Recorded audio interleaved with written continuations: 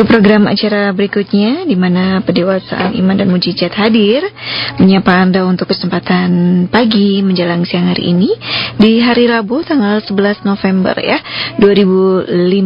Dan di studio juga sudah hadir Bapak Evangelis Asen Suhendra yang siap menyapa Anda selama kurang lebih 2 jam ke depan. Bagi Anda yang nanti ingin berinteraksi, Anda bisa langsung. Ya, seperti biasa sebelum memulai, Pak Asen akan menyapa Anda semua sobat terkasih untuk pagi ini.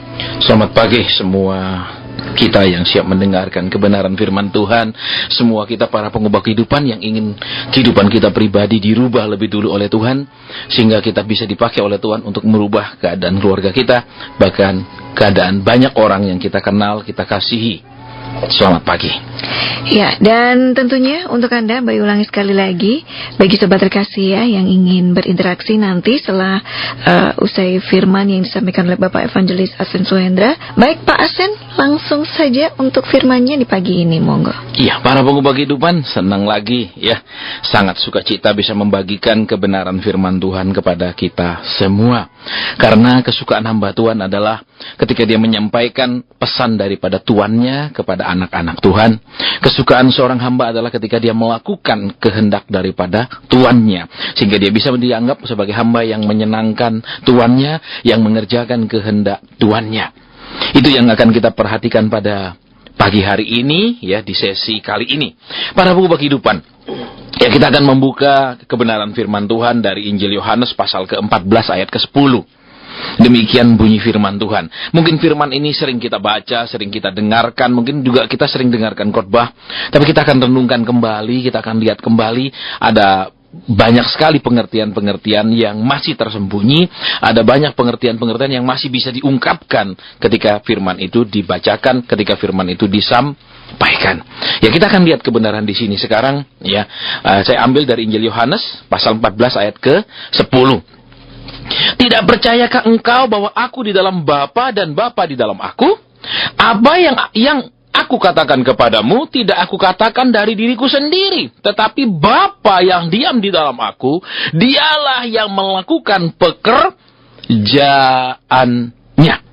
Nah, kita mau lihat sekarang di sini, ayat ini dikatakan dengan jelas ya. Ada satu orang murid dikatakan, yaitu Filipus, ya.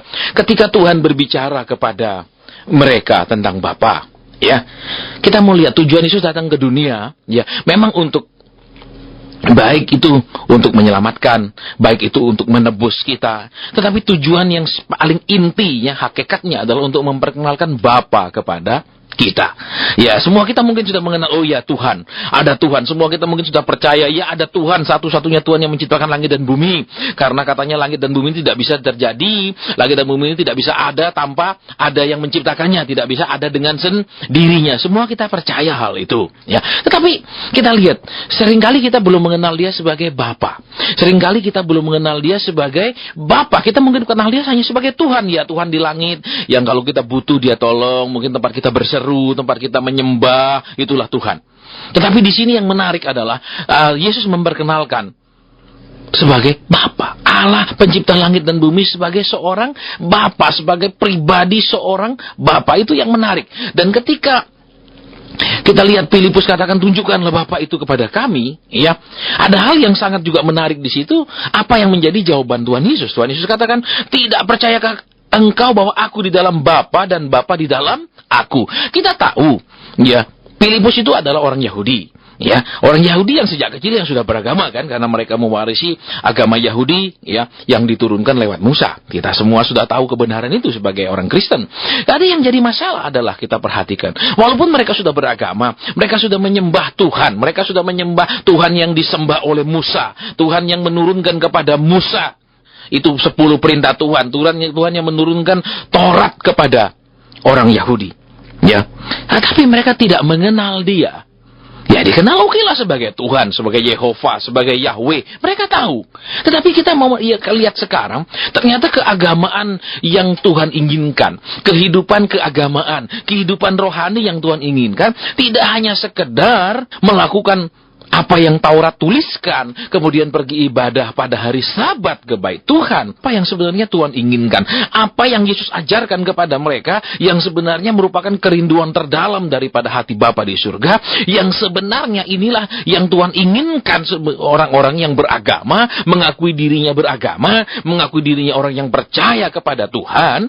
Ya, inilah yang sebenarnya intinya, inilah hakikatnya. Nah, kita akan lihat satu persatu. Dikatakan begini, tidak percayakah engkau bahwa aku di dalam Bapa dan Bapa di dalam aku? Ya. Jadi, kalau kita perhatikan sekarang, kita sering sebagai orang Kristen, ya kita pergi ke gereja, kita mau baca firman, ya kita kasih persembahan, ya menjelang Natal sekarang, ya sebentar lagi Natal kita siap-siap pohon Natalnya yang indah di dekor, ya. Kemudian kita siapkan pakaian-pakaian baru, karena itu hari yang khusus, status tahun sekali datangnya, dan itu hari yang bahagia. Kenapa? Natal ada ibadah Natal, ada bisa kumpul keluarga menjelang tahun baru, kan itu hari yang hari sukacita. Nah, tetapi apakah sampai di sana saja kekristenan itu? Nah, kita akan lihat sekarang Yesus sebagai contoh yang sempurna.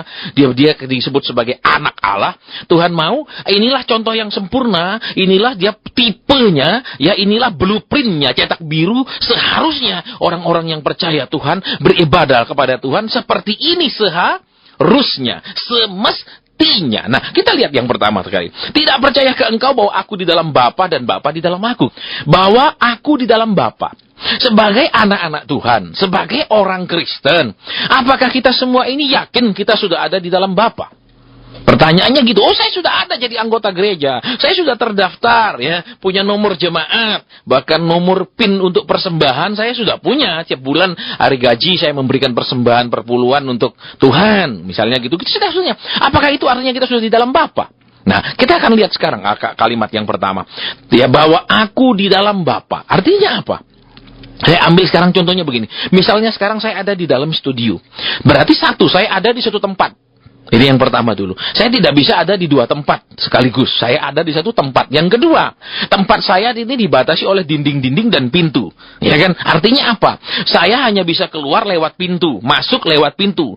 Ya, saya bisa juga keluar tidak lewat pintu dengan cara merusaknya, menjebol tembok itu untuk masuk. Tapi yang benar saya harus masuk lewat pintu, keluar lewat pintu untuk tidak merusak semuanya. Nah, ini yang kedua. Berarti apa?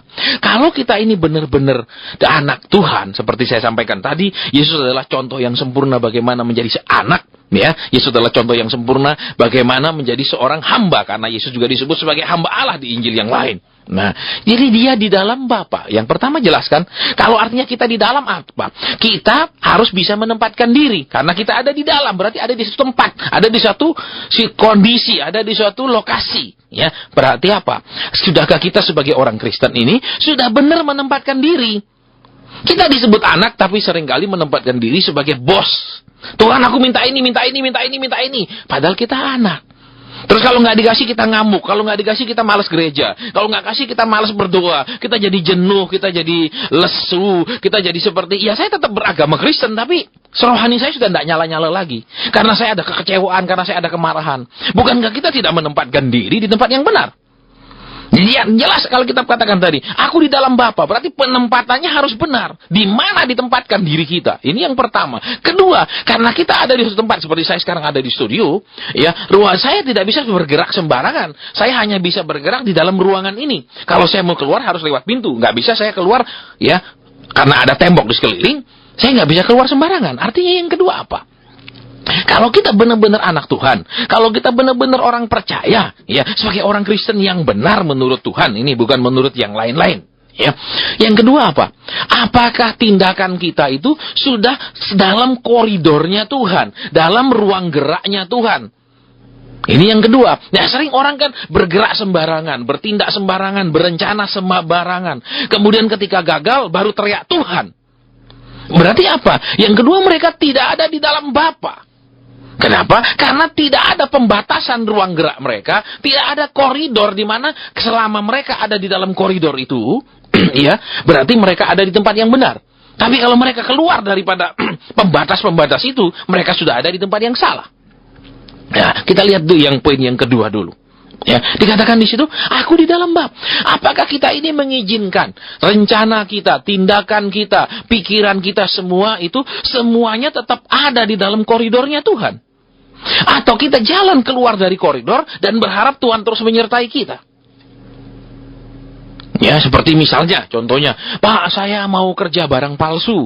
Tolong doakan supaya diberkati. Ah, ini kan sudah salah. Jelas salah, misalnya. Kenapa? Ya, karena kerja barang palsu merugikan pemilik merek yang asli kan. Terus kita berharap itu Tuhan berkati. Tentu saja salah. Kenapa? Kita sudah tidak ada di dalam Tuhan. Nah, kembali di sini para pengubah kehidupan, kita mau lihat yang kedua dulu. Aku di dalam Bapa. Berarti ketika kita ada di dalam, ada sebuah pembatas kan? Ada satu koridor, ketika kita melanggar koridor itu berarti kita sudah di luar. Karena ada kata di dalam, ada kata di luar. Nah, banyak orang Kristen mereka berbuat semaunya, berencana semaunya, mendirikan usaha semaunya. Mereka tidak di dalam rencana Tuhan. Mereka tidak mencari kehendak Tuhan. Mereka hanya cari berkat Tuhan. Ini yang jadi masalah. Ya, makanya saya sering juga katakan, ada orang bilang, Pak, saya undang ya perusahaan saya segera berdiri, saya minta Bapak yang doakan. Saya biasanya tidak mau datang. Kenapa? Karena mereka memaksa Tuhan hanya untuk memberkati. Mereka kalau di dalam ilmu hukumnya istilahnya meng-fait accompli Tuhan. Menaruh Tuhan di posisi yang serba salah. Ya, saya sering beri perumpamaan seperti ini ya. Seorang anak katakan ya, pulang sekolah, dia tidak pulang ke rumah. Tiba-tiba dia telepon orang tuanya, katakan ibunya yang di rumah, "Ma, aku minta izin ke kolam renang ya." Mungkin mamanya bilang, "Iya boleh, tapi pulang dulu ya." "Aduh, Ma, aku sudah di kolam renang ini." Nah, itu kan serba susah. Mau ndak dikasih izin, dia sudah ada di kolam renang. Ya kan? Mau masalahnya sekarang, dia masih pulang dulu lah, makan dulu lah, nanti sore baru ke kolam renang, nggak siang-siang mandi di kolam renang, ya kan, panas terik dia mandi. Misalnya, itu kan menaruh di posisi yang salah. Nah, sering orang Kristen seperti itu. Di dalam setiap perencanaan mereka menaruh Tuhan di posisi yang salah. Mereka rencana ini, mereka rencana itu, mereka kerjakan. Terus begitu ada masalah ataupun ada halangan, mereka bilang, Tuhan tolong, Tuhan campur tangan. Itu kan menaruh Tuhan di posisi yang salah. Nah, kita lihat kembali di kalimat ini. Aku di dalam Bapa. Berarti kita harus ingat, orang percaya, orang Kristen harus rela membatasi diri dan dibatasi oleh Tuhan. Ini yang jelas ya. Membatasi diri dalam arti apa? Jangan berharap semua yang kita kerjakan Tuhan harus berkati, harus berhasil. Tapi kan Pak, ada disebut semua yang dikerjakan disebut berhasil. Oh ya, itu nanti pada level rohani tertentu. Ketika kita semua mengerjakan yang seperti Tuhan mau, pasti berhasil. Contohnya, Tuhan merencanakan, ya kan? Dia mengungkapkan rencananya kepada Yusuf lewat mimpi kan, bahwa Yusuf ini akan jadi orang penting.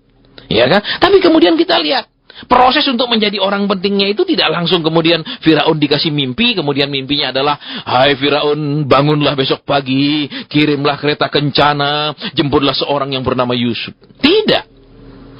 Ya kan? Tidak seperti itu mimpinya. Ya apa? Dia harus menderita lebih dulu, dia harus sengsara lebih dulu. Untuk apa? Membentuk sebuah karakter yang siap ketika diangkat. Karakter yang siap ketika dipromosikan. Karakter yang tetap berkenan ketika diberkati.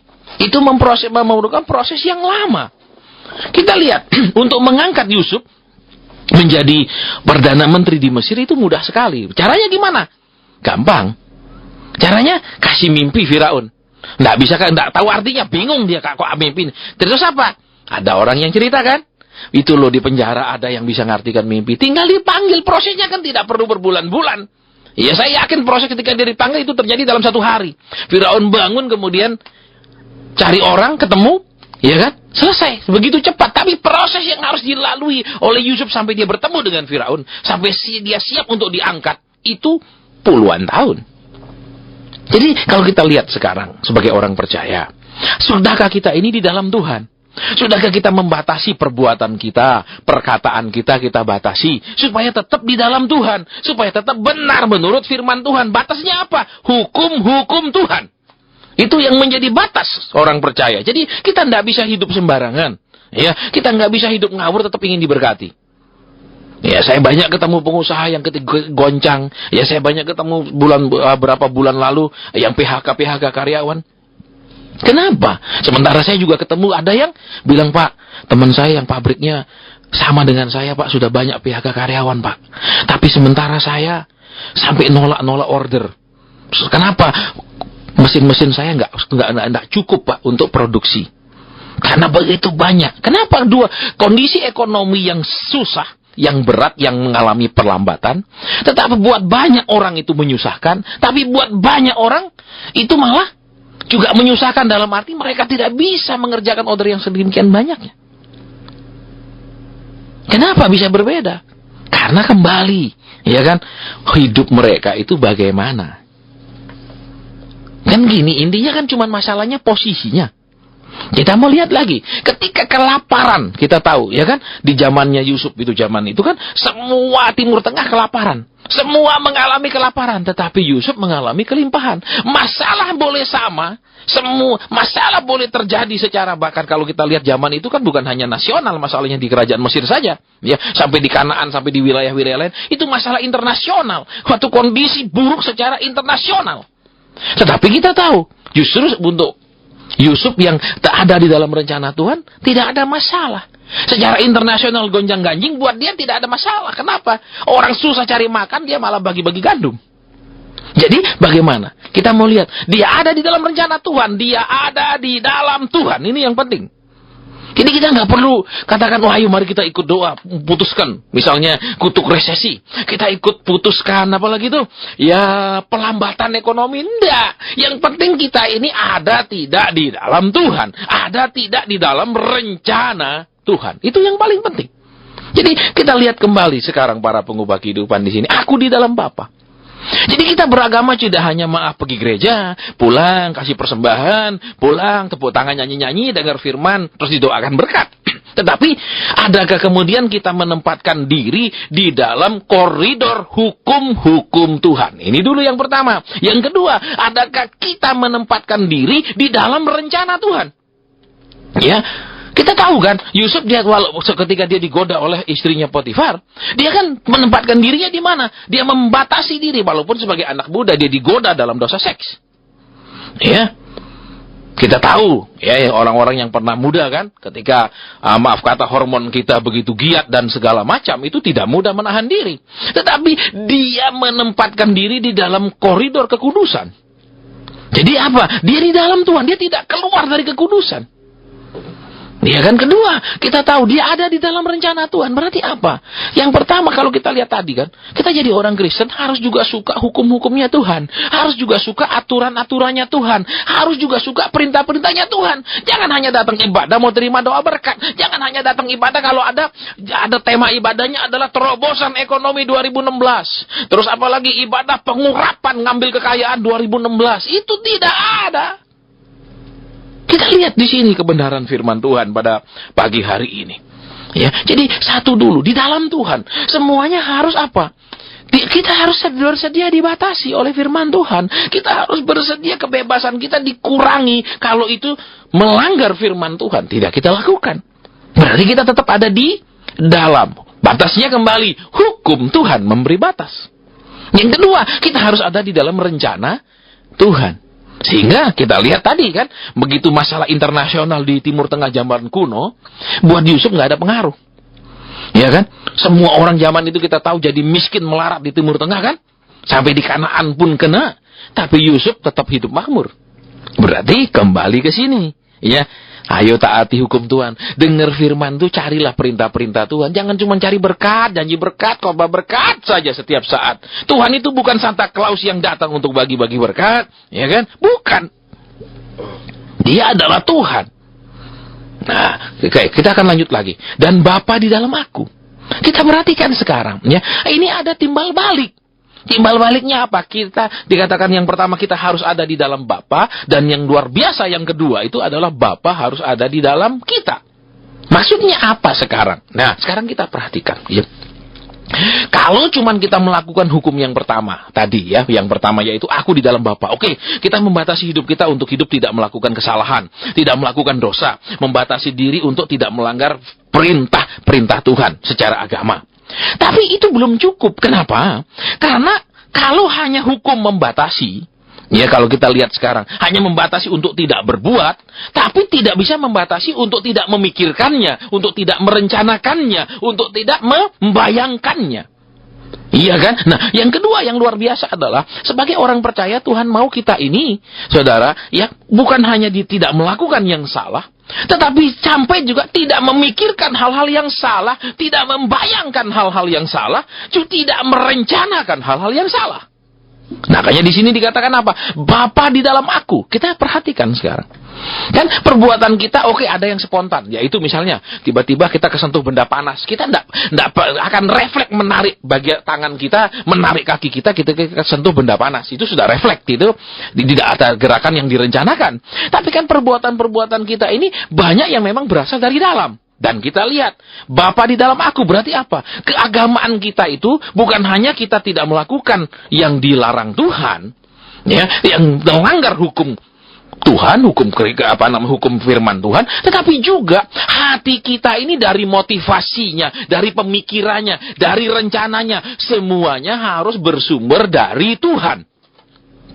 Coba kita perhatikan kebenaran di sini sekarang, ya. Bapa di dalam aku. Nah, kalau sekarang Bapa di dalam kita, berarti kitanya kan di luarnya. Bapaknya yang di dalam, berarti apa? Kalau di dalam bicara tentang pemikiran, kalau di dalam bicara tentang motivasi, di dalam bicara tentang perencanaan, di dalam bicara tentang pola pikir, ya kan? Di situ semua di dalam kan?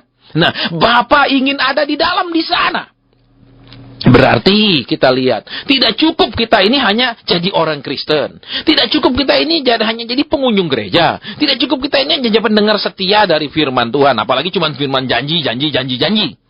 Ya, itu tidak cukup. Tapi Tuhan mau berdiam di dalam kita. Untuk apa? Sumber motivasinya adalah Tuhan.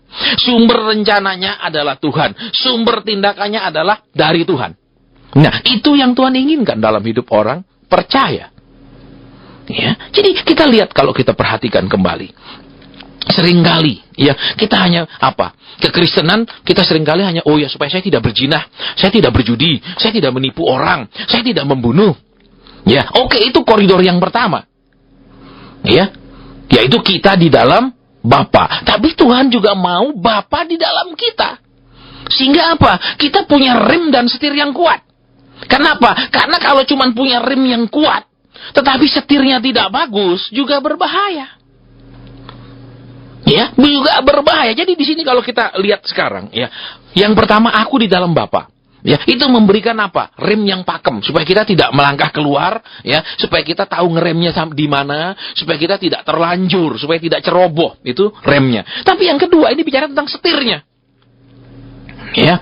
Bicara tentang setirnya, arahnya. Nah, seperti kita kalau mengemudikan mobil, ya. Kenapa sering kita harus injak rem? Tentu saja, yang pertama bisa jadi jalanan padat. Kita ingin cepat, sehingga kita baru dia maju sedikit, kita maju genjot mobil kita. Harus kita rem mendadak, karena kenapa? Jarak cuma 5 meter dari mobil di depan. Dia ngerem, kita harus genjot mendadak. Kita harus banyak ngerem. Ya kan? Tapi kalau dia pelan, kita pelan. Nggak perlu banyak kali ngerem. Ya kan? Ini kan yang kita lihat kenapa orang banyak ngerem. Yang kedua, kenapa dia sering kali juga harus banyak ngerem? Karena bisa jadi dia bawa mobil ugal-ugalan. Ya, nyalip nyalipnya sempit sekali, dia nyalip. Ya, sehingga apa, di depan ada mobil dia harus ngerem mendadak sesudah nyalip. Iya kan? Nah, perlu rem. Nah, jadi kalau kita perhatikan, kita ada di dalam koridor kehendak Tuhan, hukum-hukum Tuhan. Kenapa? Karena manusia cenderung memang, ya, sulit sekali membatasi keinginannya, sulit sekali mengalahkan obsesinya. Kalau sudah terobsesi begini, dia akan kejar. Entah itu caranya benar nggak benar, kadang yang penting dia tercapai. Itu manusia sulit mengendalikan diri. Makanya Tuhan katakan di firman-Nya, hai iblis, ya kan? Di mana sangat maut itu? Iblis sudah dikalahkan. Lah, kalau sudah kalah sudah selesai. Tapi kenapa orang Kristen ini banyak bergumul? Dia bergumul sama apa sekarang? Ya, yang dia bergumul kan sama manusia lamanya yang tidak bisa dikendalikan, manusia lamanya yang penuh dengan segala macam keinginan, ya, obsesi, itu kan. Baik, para pengubah kehidupan, kita lihat kembali di sini. Ya. Aku di dalam Bapa. Bapa di dalam aku. Yang kedua sekarang, Bapa di dalam aku. Kita punya setir yang baik. Setirnya gimana? Arahnya benar.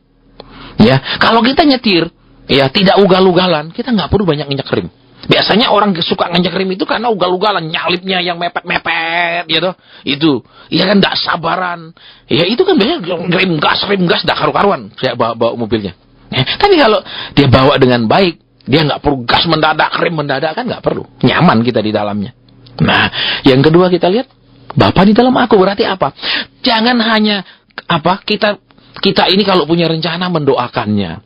Jangan hanya kalau ada masalah datang meminta tolong. Tetapi di dalamnya sendiri kita izinkan Tuhan bertahta di yang paling dalam, yaitu di hati kita. Tuhan, kalau ada rencana-rencana yang tidak berkenan, Tuhan buang. Kalau ada keinginan-keinginan yang tidak berkenan, Tuhan singkirkan. Kalau ada pikiran-pikiran yang salah, Tuhan buang. Itu yang paling dalam. Jadi kita lihat hidup keagamaan kita, Tuhan bilang apa? Harus lebih benar dari kehidupan keagamaan orang Farisi. Iya kan? Dan Tuhan sering menegur orang Farisi, ahli Taurat. Kenapa? Karena mereka itu suka menunjukkan kehidupan keagamaan secara luar. Ya kan? Mereka katakan orang-orang Farisi, Saduki itu kan sukanya apa? Kalau doa di pinggir jalan, doa di tengah pasar. Supaya kenapa? Orang lihat kealiman mereka, orang melihat ketaatan mereka melakukan doa-doa agama. Iya kan, itu yang mereka inginkan, yaitu dilihat sebagai orang alim, dilihat sebagai orang yang taat. Itu yang mereka inginkan. Dilihat oleh siapa? Manusia. Nah, jadi Tuhan tidak tertarik ketika kita melakukan sesuatu supaya dilihat oleh manusia, diberi respek oleh manusia. Tuhan mau kita lakukan supaya dihormati oleh Tuhan. Itu bedanya. Nah, tapi orang Farisi Saduki kan beda. Mereka pakai, kita bilang jubah-jubah yang panjang supaya orang tahu, ini orang alim. Kalau kita promosikan kita sebagai orang yang hidup kudus, itu orang perlu dicurigai. Kenapa sih dia perlu menunjukkan dirinya? Dia harus mempromosikan dirinya, menciptakan suatu pencitraan dia sebagai orang yang kudus, orang alim. Tidak perlu kan? Kenapa? Nanti kan orang bisa lihat dari perbuatannya. Ya, nanti orang bisa lihat dari kelakuannya. Tapi sedangkan Farisi Saduki di zaman Tuhan Yesus kan beda. Ya, Alkitab bilang mereka suka pakai jubah yang ada jumbai-jumbai yang panjang. Seakan-akan mereka menerapkan hukumnya Musa secara 100%. Ya kan, mereka ingin seperti sebagai orang yang sanggup melakukan hukum agamanya 100%. Ya kan, terus apa? Motivasinya salah. Kenapa? Masa berdoa di pinggir jalan dikatakan di tempat ramai? Ya, terus apa? Mereka suka doa yang panjang-panjang dikatakan. Seakan-akan mereka tuh punya kedekatan sama Tuhan. Seakan-akan mereka tuh punya kekaripan sama Tuhan. Padahal hati mereka jauh dari Tuhan, kata firman Tuhan kan. Bangsa ini mendekati aku dengan mulutnya, tapi hatinya jauh daripadaku, kata firman. Nah, para pengubah kehidupan. Sekarang kita mau poin yang kedua lagi, karena ini poin yang paling penting. Bapa di dalam aku. Kita sudah beragama. Kita sudah tidak lakukan penipuan, perjinahan, dan lain-lain. Tetapi yang kedua sekarang, adakah di dalam itu Tuhan di dalamnya? Atau masih kita terus di dalamnya, maunya begini, maunya begitu. Kalau istilah bahasa Jawa yang kasar itu, yang umum itu, kakean karep. Atau ada Tuhan di dalam yang kita izinkan menjadi setirnya, memegang setirnya, memegang kendali hidup kita. Ingat, yang pertama, aku di dalam Bapa, itu memberikan rem yang kuat supaya kita tidak melakukan tindakan yang ceroboh di luar hukum-hukum Tuhan, melanggar hukum-hukum Tuhan. Tapi yang kedua, ini adalah setir yang bagus, setir yang luar biasa. Supaya kenapa? Kita tidak jalan serampangan, kita tidak melangkah sembarangan. Yaitu Bapa di dalam aku. Nah sekarang, apakah selama kita jadi orang Kristen, ya puji Tuhan kita sudah tidak melakukan perbuatan-perbuatan dosa yang umum. Ya seperti zina, nipu orang, berbohong kepada istri, menganiaya keluarga, meninggalkan tanggung jawab di keluarga. Yes, sudah tidak. Tapi yang kedua, Tuhan mau masuk di dalam. Jadi hukum Tuhan itu bukan hanya membatasi supaya kita tidak melakukan dosa, tetapi di dalam juga memurnikan motivasi hidup kita, memurnikan hati kita, membersihkan pikiran kita, dan rencana-rencana kita. Ini yang Tuhan mau kan di firman Tuhan. Supaya kenapa? Supaya hidup keagamaan kita benar menurut Tuhan. Kalau menurut umum, ya hari Minggu kita pergi ibadah sudah benar. Ya, wah dia mengutamakan Tuhan. Misalnya, ya dia usahanya tutup, dia nggak kerja hari Minggu, dia pergi ibadah. Itu sudah cukup baik. Iya lumayan, saya katakan lumayan, tidak buruk. Tetapi kemudian kalau di hati kita masih simpan dendam, kebencian, segala macam ambisi dan obsesi, itu juga tidak benar. Kenapa? Karena hanya kita di dalam Tuhan, tapi Tuhan tidak di dalam kita. Dan harus timbal balik kata firman Tuhan, harus Dia di dalam kita. Nah kalau Dia di dalam kita, ingat kan, Apa yang kita lakukan, motivasinya benar, motivasinya murni. Rencana kita, itu memang Tuhan yang gerakkan. Rencana kita memang Tuhan yang taruh di hati kita. Bukan kita yang minta, terus Tuhan stempel. Atau kita paksa Tuhan mengambil stempel, setuju, diberkati. Tidak. Jadi, kita mau lihat sekarang kehidupan keagamaan yang diinginkan atau yang diberikan contoh oleh Yesus sebagai anak Allah dengan kehidupan keagamaan kita yang disebut anak-anak Allah. Ya, kembali kita dengarkan bahwa Yesus adalah contoh yang sempurna. Ya, nah sudah berapa banyak kita hidup di dalam koridor firman Tuhan? Saya yakin sudah banyak. Tetapi yang pertanyaannya, sudah berapa banyak kita mengizinkan Tuhan mengatur motivasi, mengatur hati, mengatur rencana di dalam? Saya yakin lebih sedikit. Iya kan? Nah, kita lanjutkan. Apa yang aku katakan kepadamu, tidak aku katakan dari diriku sendiri, tetapi dari Bapa. Yang ada di dalam aku, dialah yang melakukan pekerjaannya. Nah, kalau terjemahan lain dikatakan begini, ya. Kata-kata yang aku sampaikan kepadamu itu tidak aku buat-buat dari diriku sendiri. Tidak aku buat-buat berasal dari diriku. Kalau dalam bahasa Inggrisnya dikatakan, the words that I speak to you are mere words. I don't just make them up. Ya. Make them up itu artinya dibuat-buat. Ya, diada-adakan oleh Yesus sendiri. Terus kalimat yang keduanya, yang kalau dikatakan di sini bahasa Indonesia dikatakan, tetapi yang aku katakan itu berasal dari Bapa yang diam di dalam aku. Kalau terima bahasa Inggrisnya bilang, kata-kata yang aku katakan kepadamu itu bukan aku buat berasal dari diriku sendiri, bukan ku ada-adakan dari diriku sendiri. Ya, kemudian kalimat yang terakhir itu kalau diterima bahasa Indonesia katakan, dialah yang melakukan pekerjaannya. Kalau terjemahan lain katakan begini, the Father who resides in me craft each word into a divine act. Artinya apa? Bapa yang diam di dalam aku, ya, merancang setiap kata itu menjadi tindakan ilahi. Nah, kita perhatikan divine act, tindakan ilahi berarti apa? Kita semua percaya Yesus Maha Kuasa. Kita percaya Yesus sanggup melakukan segala perkara. Kita percaya. Kita akan aminkan ketika dengar firman Tuhan Yesus tidak berubah dulu, sekarang, sampai selama-lamanya. Kita percaya. Tetapi masalahnya, adakah semua yang kita percaya itu kemudian menjadi sebuah tindakan ilahi ketika kita percaya? Seringkali tidak. Banyak orang buka usaha, dia katakan, Mbak, kali ini sudah diberkati pendeta saya, tapi usahanya nggak jalan. Ada, Pak, saya sudah berdoa 5 tahun, tapi tidak ada jawaban. Kita mau perhatikan di sini. Tuhan katakan apa? Kata-kata yang aku keluarkan kepadamu itu, yang aku sampaikan kepadamu, bukan aku ada-adakan. Ya, bukan aku buat-buat. Tetapi Tuhan sendiri, yaitu Bapa di surga sendiri, yang akan membuat setiap kata-kata yang keluar dari mulutku itu menjadi tindakan ilahi, menjadi terbukti, menjadi tergenapi. Nah, para pengubah kehidupan, kita sampai sekarang di puncak daripada pemberitaan firman Tuhan yang kita dengarkan. Jadi, kita akan rangkum sekarang. Ya. Adakah ketika bilang, Tuhan aku percaya, tetapi tidak ada tindakan ilahi dari Bapa di surga? Dari apa yang kita percaya. Kemudian kita berdoa minta. Tidak ada tindakan ilahi dari Tuhan untuk membuat kata-kata yang keluar dari mulut kita itu membuat Tuhan bertindak. Ya, ketika kita doa misalnya buat orang sakit, Tuhan kami berdoa, kami beriman bahwa Engkau sanggup sembuhkan orang sakit, orang itu tidak sembuh. Ketika kita percaya, Tuhan kami percaya kesulitan kami segera dilalukan, tidak ada berlalu juga kesulitan itu. Kenapa? Kita lihat kuncinya sekarang.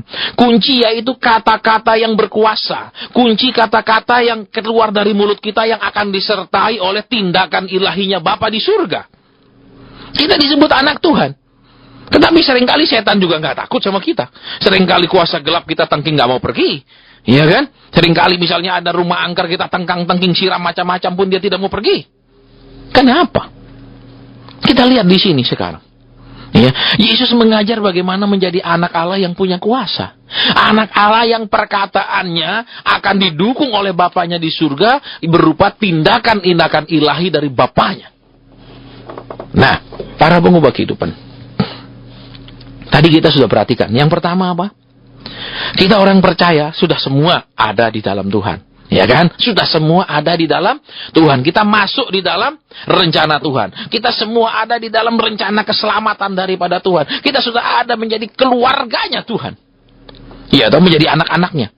Tetapi kita mau perhatikan, dengan kita ada di dalam sebagai keluarga Tuhan, tentu saja kan di dalam keluarga itu ada aturan keluarga.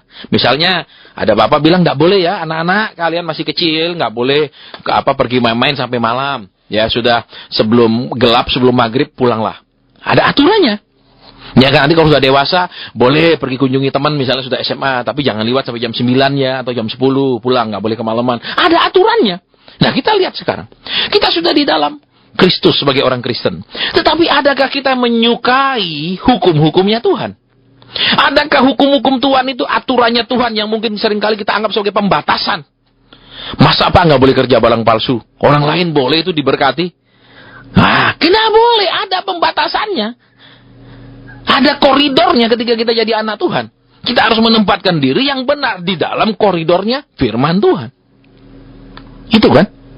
Supaya kita tetap ada di dalam Tuhan. Jadi nggak bisa kita bilang, yang penting kan saya sudah masih percaya. Iya, masih percaya. Tapi kalau bikin yang aneh-aneh, berarti kan kita nggak percaya. Tapi Pak, zaman sekarang Pak, ya kan, yang haram aja susah Pak, apalagi yang halal, misalnya begitu.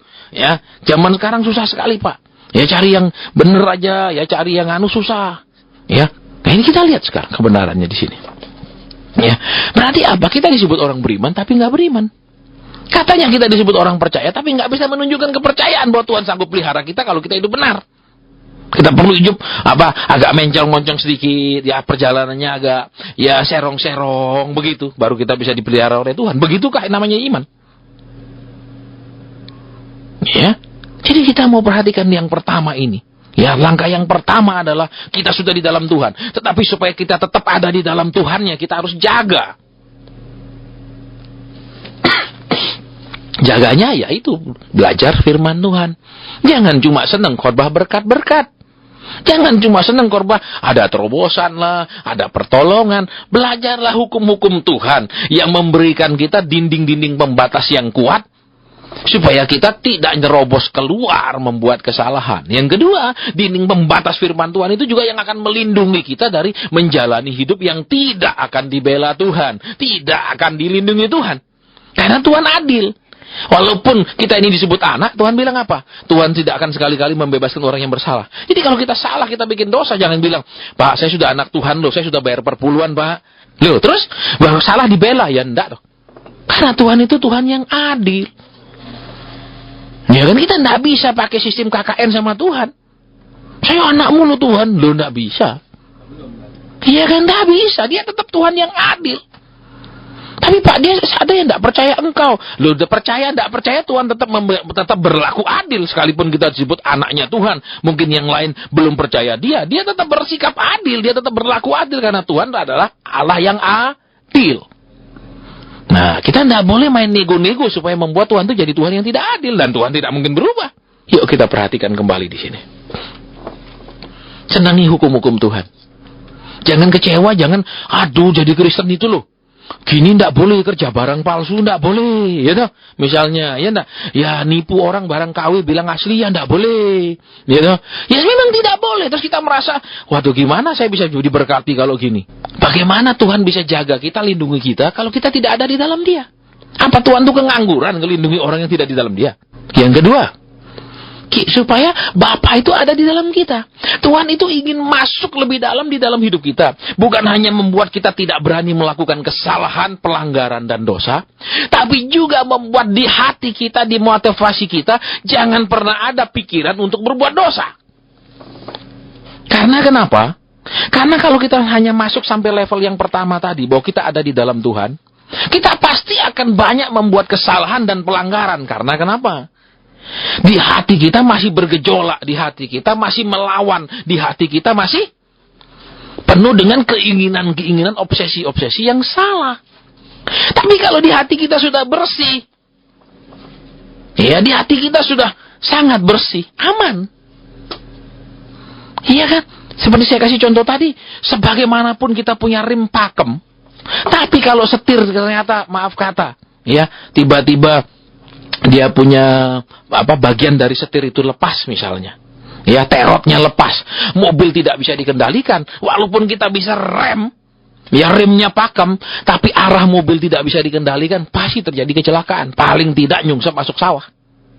Paling tidak. Iya kan? Itu. Tetapi kalau setirnya bagus, ya kan? Satu remnya pakem, setirnya bagus, sudah aman kan? Tapi remnya pakem, setirnya ternyata terot rata, ya. Ada long terotnya atau terot N-nya lepas. Itu ternyata tidak bisa kita belokkan stang setir, dia tidak mau nurut. Pasti terjadi kecelakaan. Jadi apa? Kita sebagai orang percaya, Tuhan mau masuk lebih dalam hidup kita. Sehingga dia bertata di hati kita. Sehingga apa? Tindakan kita, rencana kita, pikiran kita, itu semua dari Tuhan. Karena kalau cuman, saya kan sudah Kristen, belum tentu perbuatan kita Kristiani. Belum tentu hidup kita mencerminkan seperti Kristus. Jangan sampai misalnya di mobilnya dipasangi, believe or not, Jesus is coming. Misalnya, percaya atau tidak Yesus akan datang. Tapi naik mobil sembarangan langgar peraturan lalu lintas. Itu juga nggak ada gunanya. Iya kan? Terus apa lagi misalnya di mobil ini dipasangi stiker misalnya. Ya. Banyak memberi, banyak menabur, banyak menuai. Seperti kemarin saya ketemu mobil ditulis begitu, banyak menabur, banyak menuai. Itu kan iman anak-anak. Ya itu bukan iman Kristen yang dewasa. Makanya acara ini kan kita sebut acara pendewasaan. Ya, dan tahun depan mungkin ada sedikit perubahan nama acaranya. Kalau namanya itu sudah berapa tahun pendewasaan dan mujizat, nanti akan berganti nama mujizat pendewasaan. Kenapa? Karena orang sampai bisa dewasa di dalam Tuhan itu sudah mujizat terbesar. Karena semua rata-rata suka jadi anak-anak. Kenapa? Kalau anak-anak kita perhatikan, ya, dia lakukan apa saja itu bukan, dia tidak mengerti. Intinya dia, kalau saya rajin sekolah nanti dapat hadiah. Saya rajin sekolah bisa nanti dibelikan sepeda, nanti dibelikan HP baru. Saya rajin sekolah nilainya bagus, nanti diajak pergi mall. Dia tidak mengerti tujuan orang tuanya menyekolahkan dia. Dia hanya mengerti kalau dia bikin senang orang tuanya dengan nilai yang bagus, rajin sekolah, permintaannya akan dipenuhi. Tapi ketika anak ini sudah dewasa, dia mengerti. Dia sekolah, dia ambil pendidikan, dia lanjutkan studi buat dirinya sendiri. Tidak ada lagi hubungan, saya studi tinggi supaya dibelikan mobil sama papa saya. Bukan, dia sekarang mengerti buat hidupnya selanjutnya, buat hidupnya sendiri. Nah, seperti yang tadi saya lihat, yang kemarin kami lihat ada satu mobil, banyak menabur, banyak menuai. Ya, itu pikiran apa? Pikiran dagang. Pikiran apa? Anak-anak. Kalau saya rajin sekolah, nanti papa lebih banyak kasih saya hadiah. Kalau saya nurut papa, lebih banyak nanti saya dikasih ini itu. Itu kan anak-anak. Coba kita yang sudah dewasa. Kita sekarang kalau sudah dewasa kan berhenti berpikiran apa yang orang tua kita bisa kasih. Berhenti kita berpikiran begitu. Malah kita berpikiran, andai kata saya bisa cepat dapat pekerjaan ya, saya tidak akan jadi beban lagi buat keluarga saya. Kan pikiran kita akan berbeda. Kemudian apa? Kalau saya punya gaji, nanti saya mungkin saya mau traktir orang tua saya makan. Ya, kita akan berubah pikiran dari masih kecil hanya untuk menerima, memikirkan apapun yang kita lakukan karena kita akan dapat timbal baliknya. Ketika kita dewasa, kita akan berpikiran untuk membalas budi, membalas kebaikan. Itu pikiran orang dewasa. Tapi kalau anak-anak, saya kasih perpuluhan, nanti Tuhan kasih 100 kali ganda. Saya kasih lebih banyak, nanti Tuhan kasih lebih banyak. Nah, itu pikiran anak-anak yang tamak. Dia tidak pernah memikirkan bagaimana membalas budi tanpa memikirkan terima lagi. Para pengubah kehidupan, sebelum kita akhiri sesi ini, kita mau supaya ketika kita bilang Tuhan aku yakin aku diberkati, terjadilah berkat. Seperti firman yang tadi kan, yang saya bacakan dalam terjemahan lain itu dikatakan, ya, bahwa Bapa membuat segala perkataanku menjadi tindakan ilahi. Bapa yang akan mendukung perkataan itu. Bapa yang akan mendukung setiap kata-kata yang keluar. Itu yang kita mau sampai level itu. Jangan cuman, ya seringkali kan habis ibadah, kadang-kali kan ada kadang-kadang gini. Mari saudara-saudara kita dukung Ibu Anu lagi di rumah sakit. Si Pak Anu lagi begini. Tertolongkah mereka habis doa kan? Seringkali tidak. Ya kan? Kenapa? Karena perkataan yang keluar bukanlah perkataan yang akan membuat Tuhan bertindak secara ilahi mendukung perkataan itu. Kenapa tidak terjadi? Yang pertama tadi, kita tidak hidup di dalam Tuhan benar-benar. Kita mungkin hidup di dalam, KTP kita tulis Kristen, tapi perbuatan tidak Kristiani. Terus hidup kita sembarangan, tabrak segala hukum Tuhan. Yang kedua, Tuhan tidak pernah di dalam kita. Kita tetap punya rencana kita sendiri. Kita tetap punya mau kita sendiri. Kita tetap punya hobi kita sendiri. Semua tetap sendiri dari dalam. Oke, kita sudah tidak lakukan hal-hal yang dosa-dosa. Berarti kita hanya ada di dalam Tuhan, tapi Tuhan tidak dalam kita. Tuhan mau ada di dalam kita. Dia mau kita berpikir yang dari pikirannya, berencana dari rencananya, bereaksi dari reaksinya. Kita perhatikan di sini. Supaya kenapa? Benar. Oh, ini benar. Kenapa? Pengikutnya Kristus. Tuh, jangan ditulisi di mobilnya gambar salib. Iya dah. Tapi bawa mobil ugal-ugalan. Iya dah, enggak sesuai firman Tuhan. Pergi gereja hari Minggu. Iya dah, malam Minggu hilang, pergi dunia malam, pagi baru pulang, terus bareng pergi gereja sama istri, di gereja ngantuk. Itu enggak kayak jadi Kristen. Iya kan? Hari Minggu duduk sama istri berdua, tepuk tangan memuji Tuhan. Iya kan? Di rumah tepuk pipi istri dengan tangan dengan kuat. Ya, alias tempiling. Iya kan? Ini kebenaran firman, kita perhatikan di sini.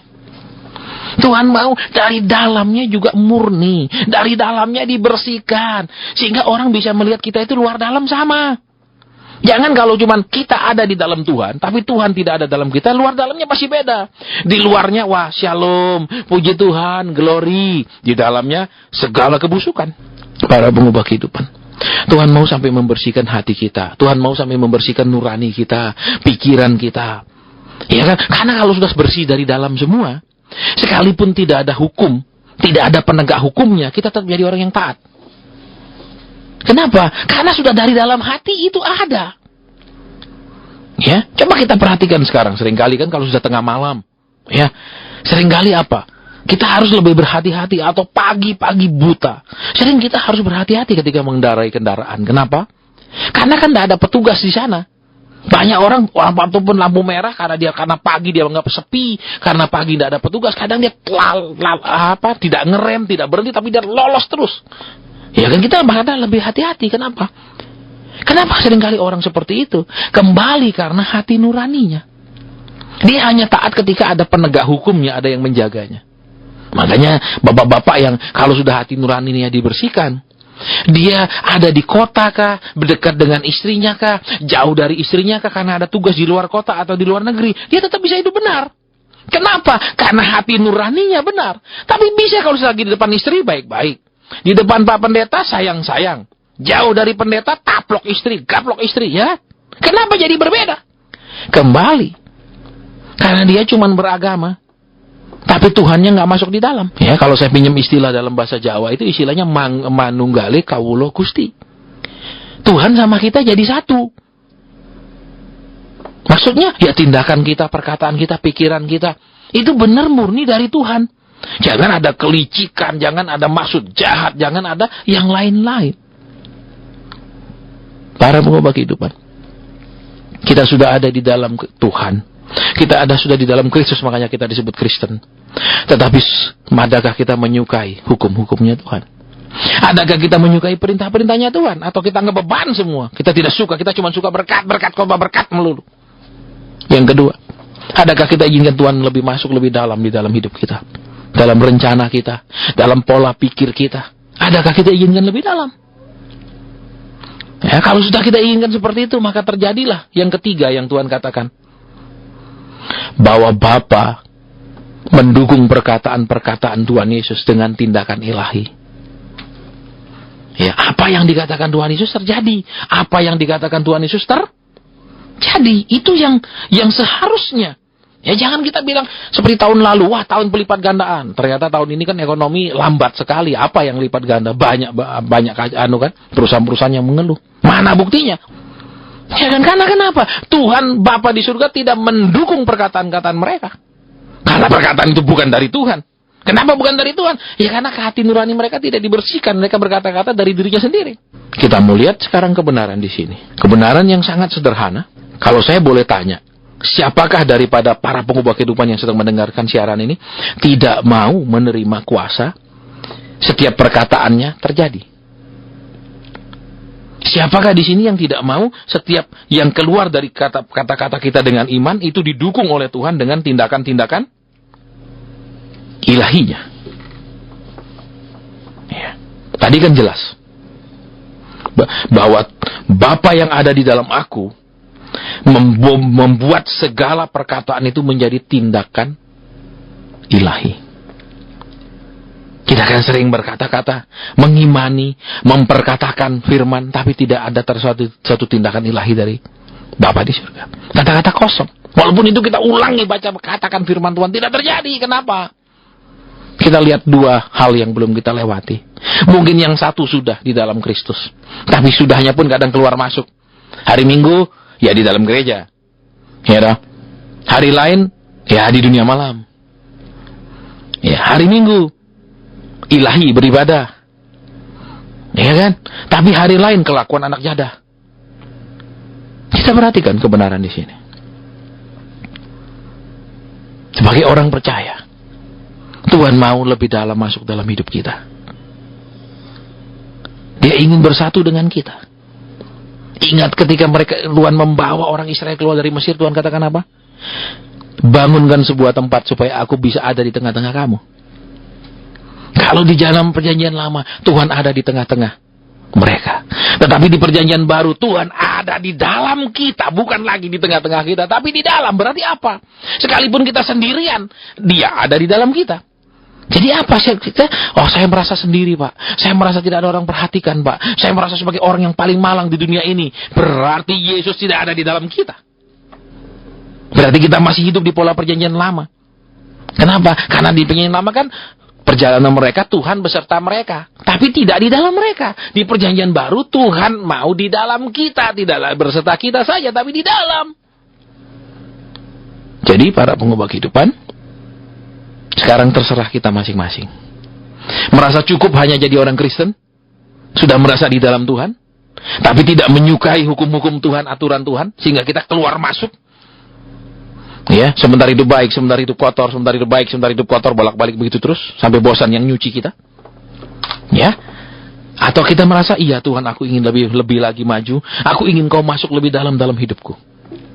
Ya, mengatur rencanaku, pola pikirku, mengatur hatiku. Engkau bertata di dalamnya. Maka kita akan mengalami apa yang Tuhan katakan. Bapa membuat semua perkataan itu menjadi tindakan ilahi. Para pengubah kehidupan, lewat renungan yang singkat ini, saya mengakui saya sangat terbatas menjelaskannya. Saya mengakui saya saja tidak mendapatkan pengertian yang penuh tentang kebenaran ini.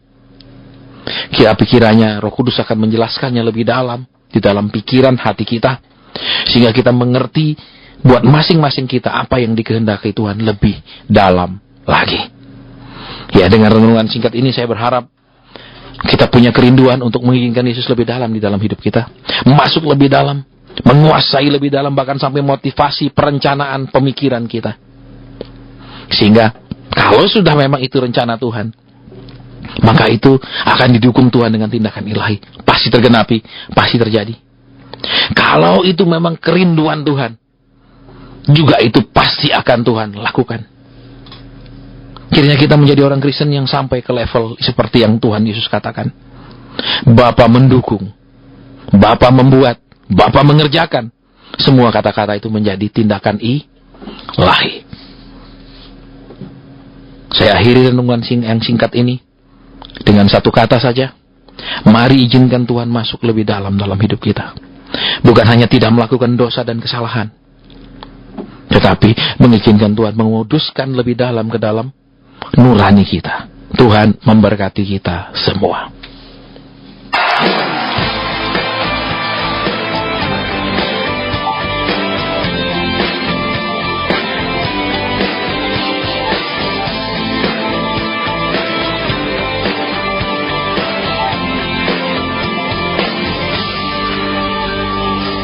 Lord of eternity,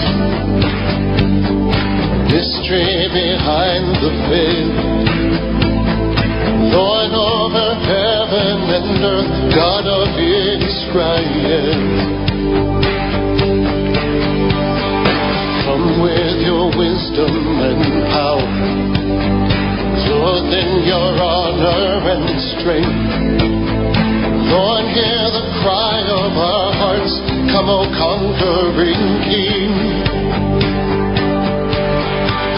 And every eye will see your glory.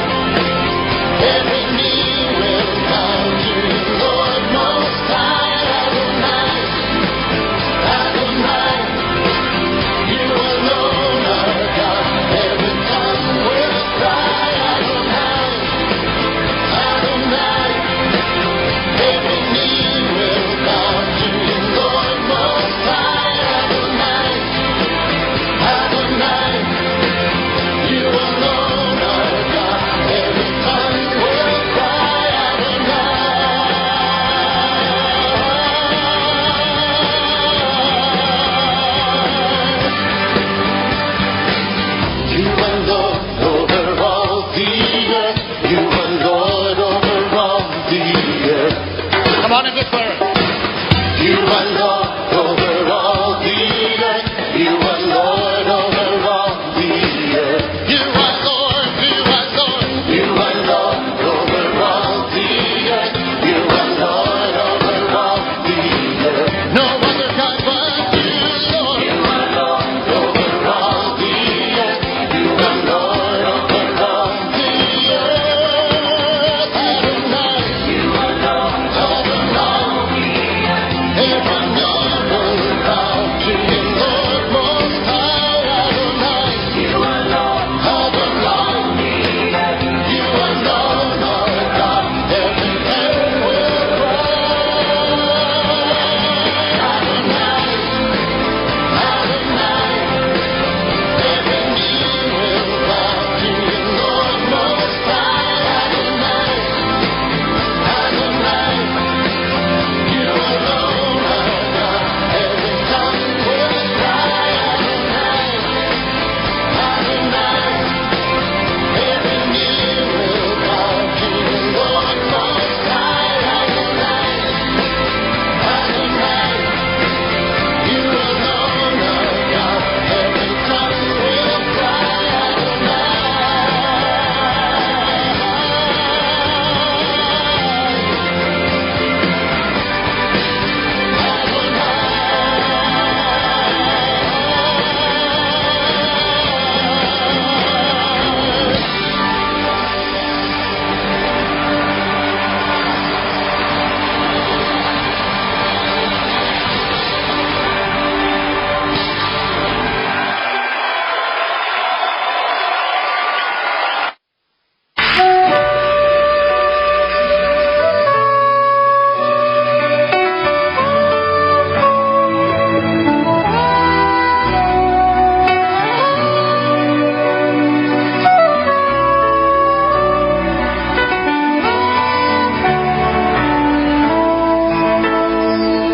Come and show your power as in days of old. Lord, Lord, let your fire fall. Burn up the idols of wood and stone. Lord, Lord, let your fire fall. We come before you, Father. We offer you our lives. Our hearts are on your altar. Consume the sacrifice. Lord, Lord, let your fire fall. Lord, Lord, let your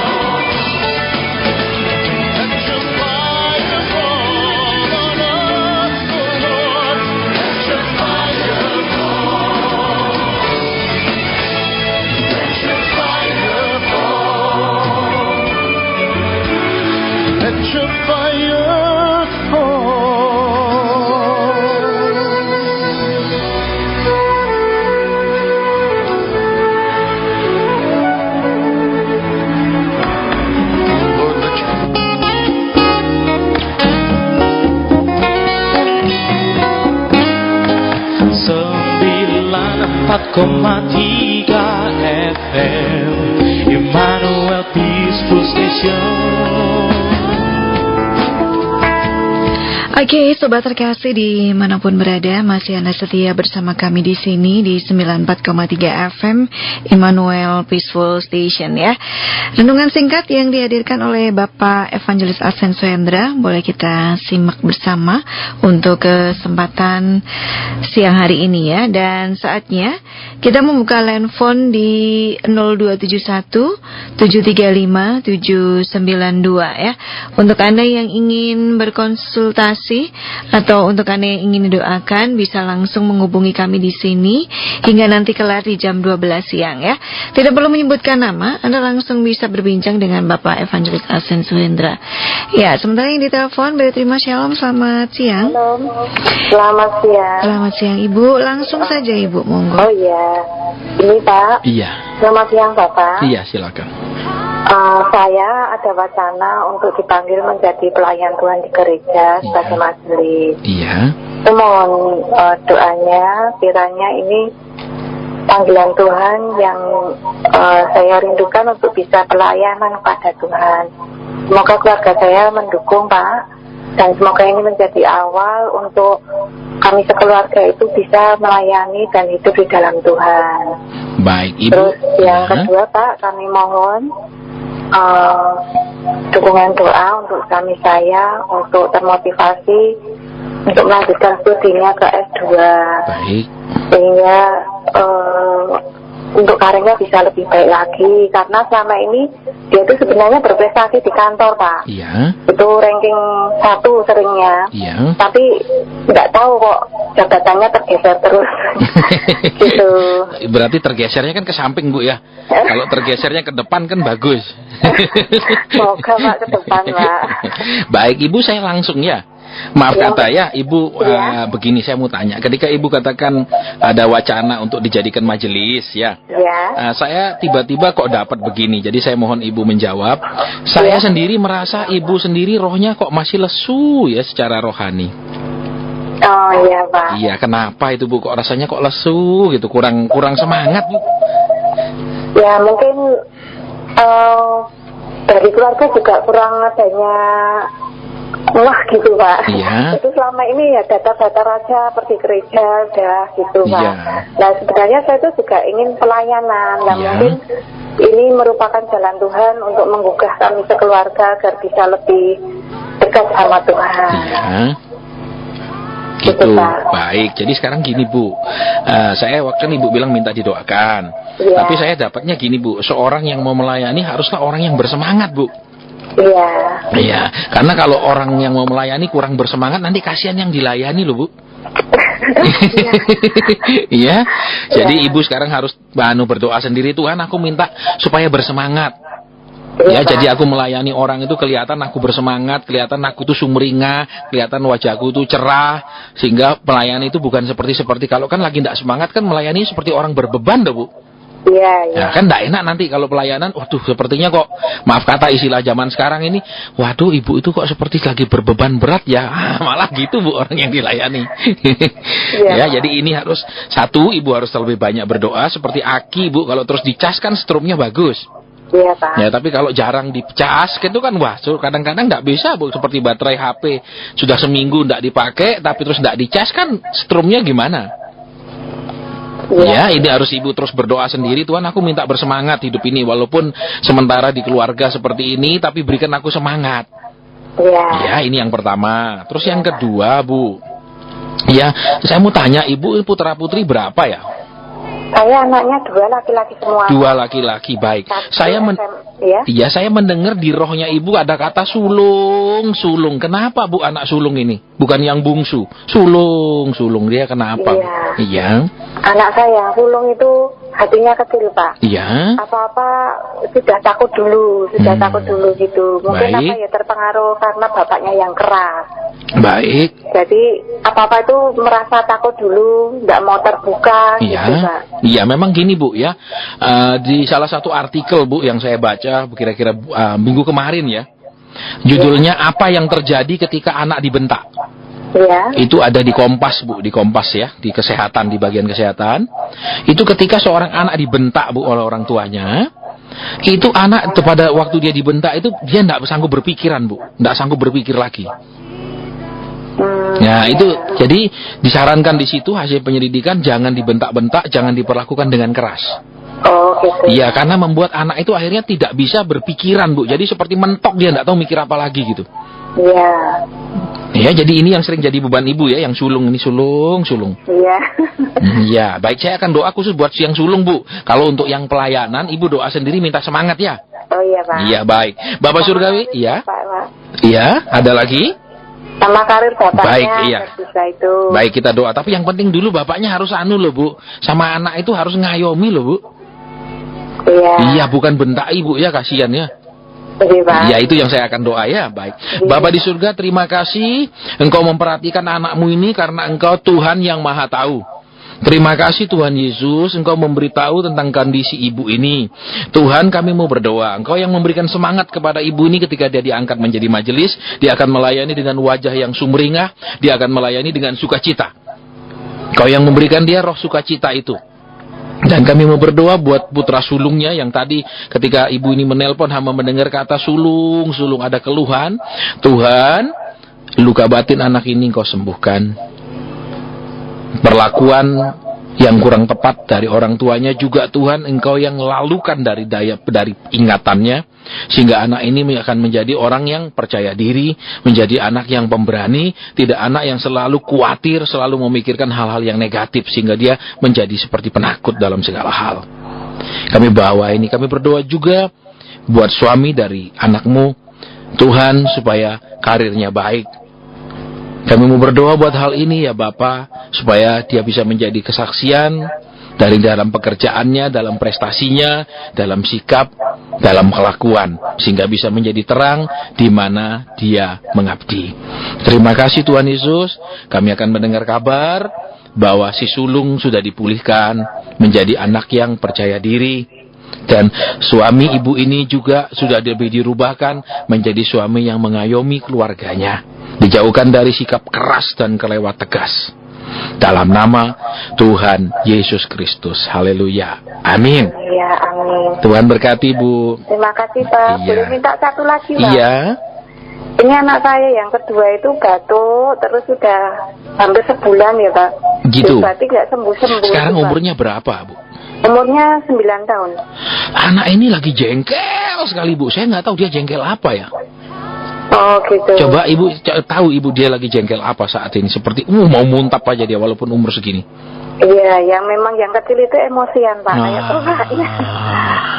Iya. Baik, saya akan doa karena itu Bu, gini ya. Ilmu kedokteran mengakui, Bu, itu penyebab penyakit hanya 20%, Bu. Iya. Tapi pola pikir, emosi itu yang membuat penyakit 80%. Jadi lebih banyak penyakit yang disebabkan oleh pola pikir, Bu, oleh emosi. Oh gitu. Iya, jadi saya dapat kok ini anak ini mau muntap terus, Bu.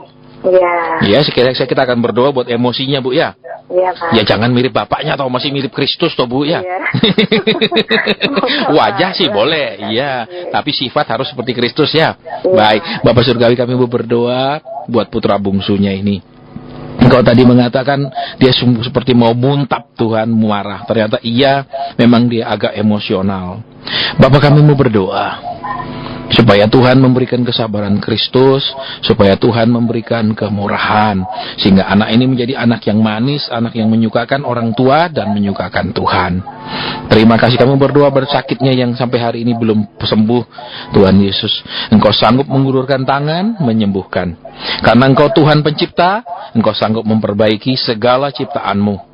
Dalam nama Tuhan Yesus Kristus. Haleluya. Amin. Ya, amin. Iya. Tuhan Terima berkati. kasih, Iya, Bapak. Tuhan berkati, Bu. Iya, Tuhan berkati Bapak juga dan Mbak Ino. Terima kasih. Iya, terima kasih Bu. Selamat siang. Dan jangan lupa juga untuk Anda selalu simak siaran pendewasaan dan mujizat ini setiap hari Rabu ya. Di jam 10 sampai jam 12 ya. Jadwalnya setiap bulan sekali yang dilayani oleh Bapak Evangelis Asensu Hendra. Untuk info lebih lengkap, Anda bisa menghubungi Bapak Markus di 089 652-473-868, atau juga Bapak Rudi di 081-329-988-688. Sementara yang ditelepon kembali Terima Shalom, selamat siang. Selamat siang. Ya, silakan Bapak langsung. Begini Bapak, saya melihat jika saya sepertinya sudah tidak ada perkembangan kehidupan roh yang baik. Sebetulnya ada apa ini? Meskipun dalam diri kami ingin juga ikut memperbaiki, melayani, tapi kenapa sulit? Begitu. Iya. Baik Pak ya, jadi begini Pak, mungkin yang pertama dulu saya sampaikan ya, untuk hal itu mungkin saya tidak bisa bahas terlalu detail Pak di radio. Bapak tinggalan di daerah sekitar Solo di sini kah, di kota kah? Jauh. Baik, kalau jauh saya nggak bisa ngomong. Jadi begini, yang bisa saya jawab Pak, saya akan agak batasi jawaban saya. Yang pertama dulu Pak ya, kita melihat kehidupan yang tidak ada kehidupan roh. Itu yang Bapak katakan kan? Jadi begini Pak, kalau pohon, katakanlah Bapak itu sebatang pohon yang ditanam di tanah yang kering, ya kan? Tugas pohon itu sekarang adalah mencari akar, membuat akar yang sedalam-dalamnya sampai menembus mata air Pak. Iya kan? Itu kan caranya. Kalau tidak pohon ini akan mati. Betul Pak. Nah sekarang tugas Bapak adalah mencari Tuhan sendiri Pak. Baca firman sendiri, berdoa sendiri sungguh-sungguh. Seperti sebatang pohon yang ditaruh di tempat yang kering, akarnya harus mencari sendiri Pak ke sumber air. Jadi Bapak nggak bisa berharap disiram dari hujan Pak. Iya, jadi itu yang pertama yang bisa saya sampaikan. Jadi Bapak sendiri harus aktif sendiri, berdoa sendiri di rumah, ya, baca firman sendiri, menyelidiki kitab suci sendiri. Itu yang pertama Pak. Yang kedua, ya, kan firman Tuhan memang sudah katakan, berdoalah juga untuk kami supaya Rasul Paulus katakan itu supaya waktu kami menyampaikan firman dikaruniakan kata-kata yang tepat. Jadi Bapak juga kita tidak boleh salahkan 100% kondisi rohani yang di gereja itu, tapi kita harus berdoa sungguh-sungguh buat para pemimpin di gereja itu. Itu yang kedua Pak. Ya, itu juga pernah kami lakukan dulu Pak, 20 sekian tahun lalu di gereja kami. Ya, karena di gereja kami ada gereja baru buka dan 50% lebih itu pindah semua Pak. Ya, sehingga gembala saya stroke waktu itu. Kami tidak salahkan, kami malah kumpul bersama, kami doakan dia Pak. Supaya Tuhan berikan pewahyuan waktu menyampaikan firman. Pewahyuan yang baru. Itu yang kedua. Yang ketiga Pak, jangan pernah mengharapkan akan ada perubahan. Ini yang saya perlu sampaikan, karena saya juga membaca sebuah buku, itu dari Bapak Pertumbuhan Gereja Internasional, Profesor Peter Wagner namanya. Itu dia pernah juga mendoakan gerejanya, tapi tidak pernah ada hasilnya Pak. Jadi yang perlu Bapak lakukan adalah yang pertama dulu, Bapak sebagai pohon harus cari sendiri Pak sekarang sumber airnya. Jangan berharap disiram dari hujan di langit, dari khotbah-khotbah pendeta yang menyegarkan, khotbah yang diurapi. Jangan Pak. Sekarang Bapak harus punya akar kan? Akar sendiri dalam Kristus. Yang kedua, terus-meneruslah mendoakan mereka. Yang ketiga, jangan mengharapkan ada perubahan. Karena itu tidak akan pernah terjadi Pak. Tapi kenapa saya harus berdoa kalau tidak akan ada perubahan? Ya justru ketika kita berdoa, kita yang berubah Pak. Dari kita mangkel jengkel menjadi mengasihi Pak. Ya itu nanti sesudah itu mungkin suatu saat Tuhan akan menjawab doa Bapak dengan cara yang berbeda dari yang Bapak inginkan. Contohnya seperti saya dulu, kami pernah berdoa buat gereja kami 9 tahun Pak. Banyak yang melayani di sana berdoa, karena kan jemaat tambah sepi Pak, pindah semua. Ya karena khotbahnya juga bolak-balik gitu saja Pak. Jenuh jemaatnya. Ya, akhirnya ya 9 tahun kemudian baru kami pindah. Jadi tidak langsung Bapak pindah, karena ya namanya gereja kan tidak sempurna Pak, semuanya masih didirikan oleh manusia. Jadi Bapak sendiri harus aktif sekarang sebagai pohon yang ditaruh di tanah yang kering. Ya? Kiranya mungkin sudah agak bisa ditangkap maksud saya? Iya. Baik, itu saja Pak, Tuhan berkati. Iya. Iya. Ya, terima kasih banyak untuk Bapak yang sudah mau bergabung bersama kami di sini. Mungkin di belakang Bapak yang baru saja on air, ada sobat-sobat terkasih yang lain yang ingin didukung dalam doa. Silakan bergabung di 0271 735 792. Ya, sementara sembari menantikan lagi yang ditelepon, Bayu akan bacakan satu SMS nih ya. Shalom Pak Pendeta, mohon bantuan doa bagi kehidupan saya dalam ekonomi saya, terutama pekerjaan saya di properti juga koperasi. Terima kasih. Iya, buat yang SMS tadi saya cuma dapat kata nasib. Jadi kadang ya walaupun mungkin dia orang yang percaya kepada Tuhan, tetapi sering ngembatin di hatinya nasib. Ya mestinya tidak boleh membatin di hati itu nasib, tapi Tuhan, aku percaya satu, bahwa keadaanku saat ini kalaupun itu diizinkan Tuhan baik buat aku belajar. Ya, belajar ketekunan, belajar mengucap syukur dalam segala keadaan, itu yang pertama. Yang kedua, sekalipun aku mengucap syukur Tuhan, bukan berarti aku bisa menerima keadaan ini dengan sukacita. Tapi aku percaya bahwa Tuhan itu bisa menolong aku, Tuhan itu sanggup menolong aku untuk memperbaiki keadaan ini menjadi lebih baik. Jadi memang gini, kadang-kadang orang Kristen itu kalau tidak dijelaskan dia bingung. Kenapa? Pak, misalnya anak saya sakit, terus suruh mengucap syukur. Loh, anak saya sakit saya malah menyukuri? Bukan. Tapi menyukuri apa Tuhan? Ya, terima kasih. Walaupun anak saya sakit, dia tidak sangat parah.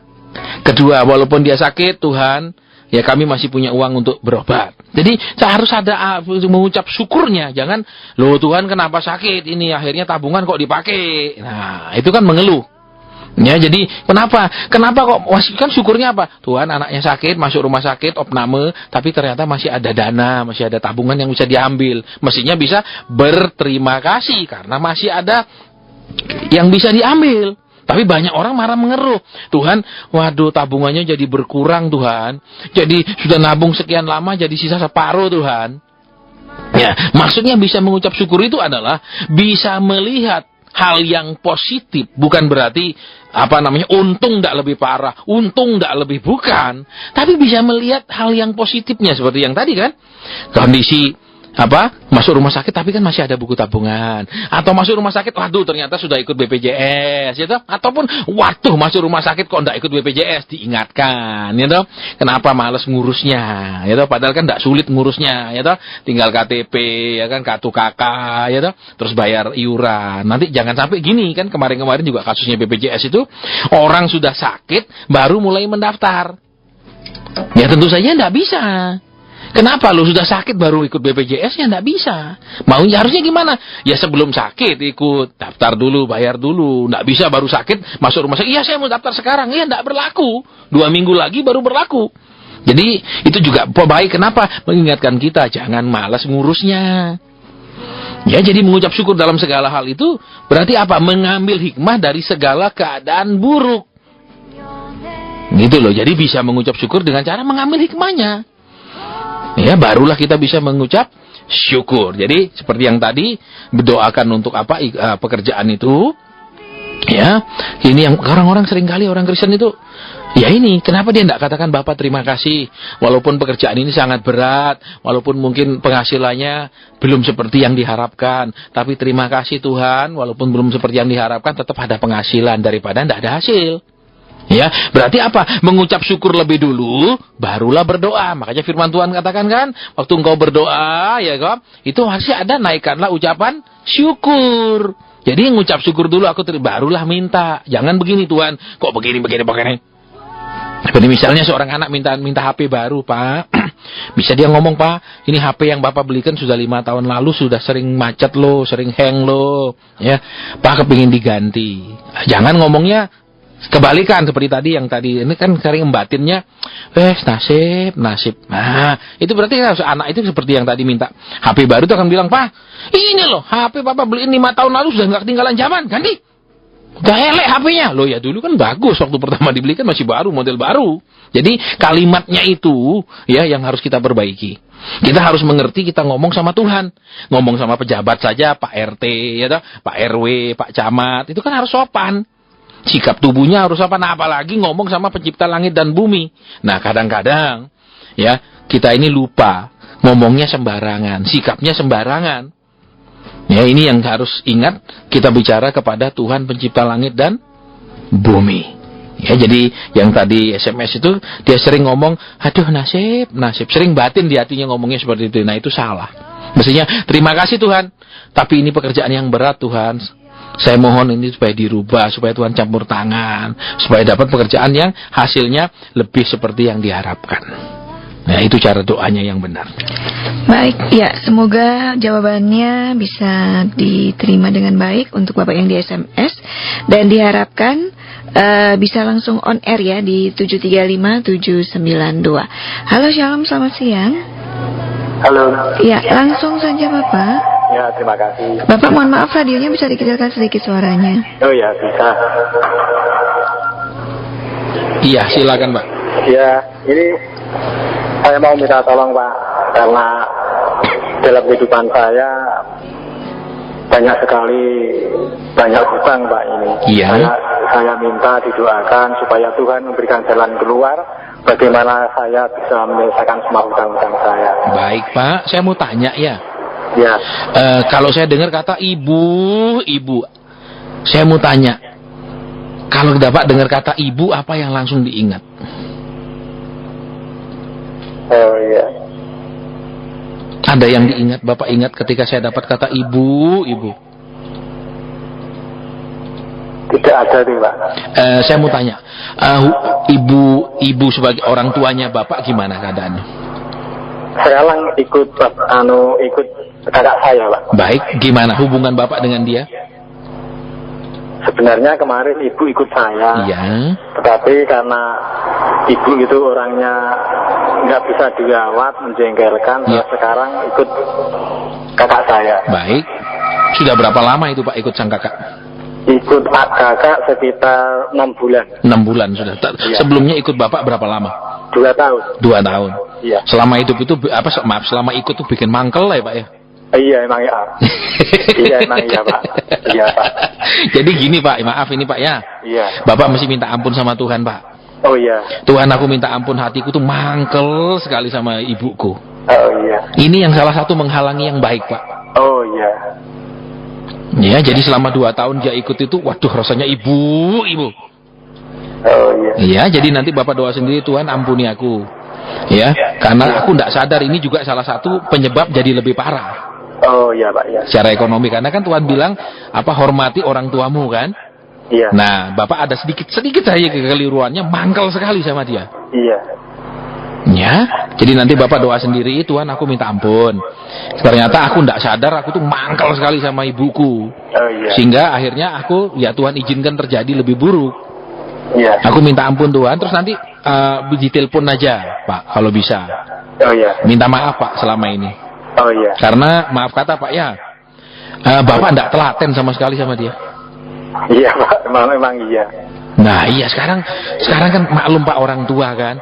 Iya. Kadang orang tua memang kita maklumi lebih cerewet, lebih susah dimengerti. Waduh, namanya orang semakin tua ya gitu Pak. Iya. Iya. Nah sekarang kita yang lebih muda ini ngerti Pak, karena ya memang proses menua itu seperti itulah.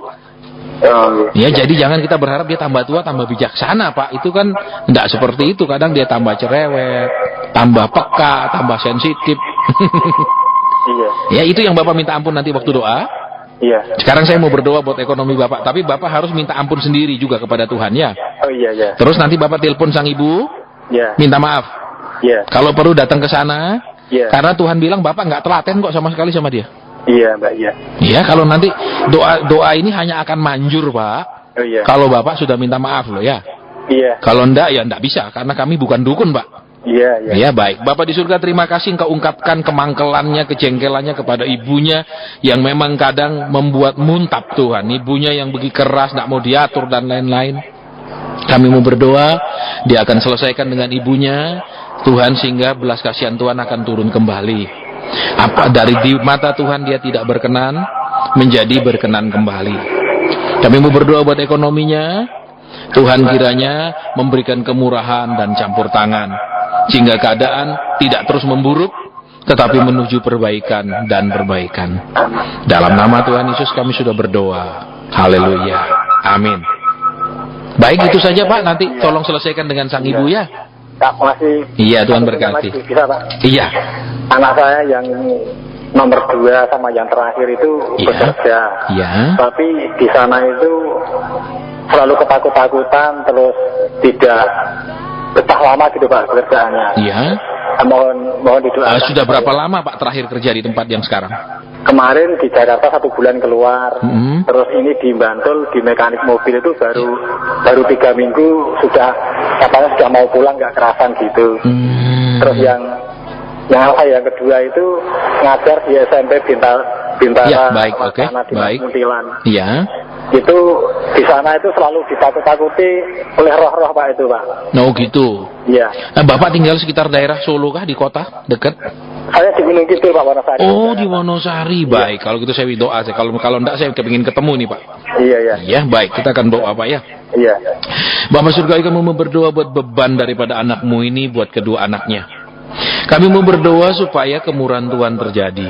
Kami mau berdoa perlindungan, pengawalan daripada Tuhan dan pembelaan daripada Tuhan itu terjadi. Supaya jadi baik, supaya bisa bekerja dengan tekun, bekerja dengan betah.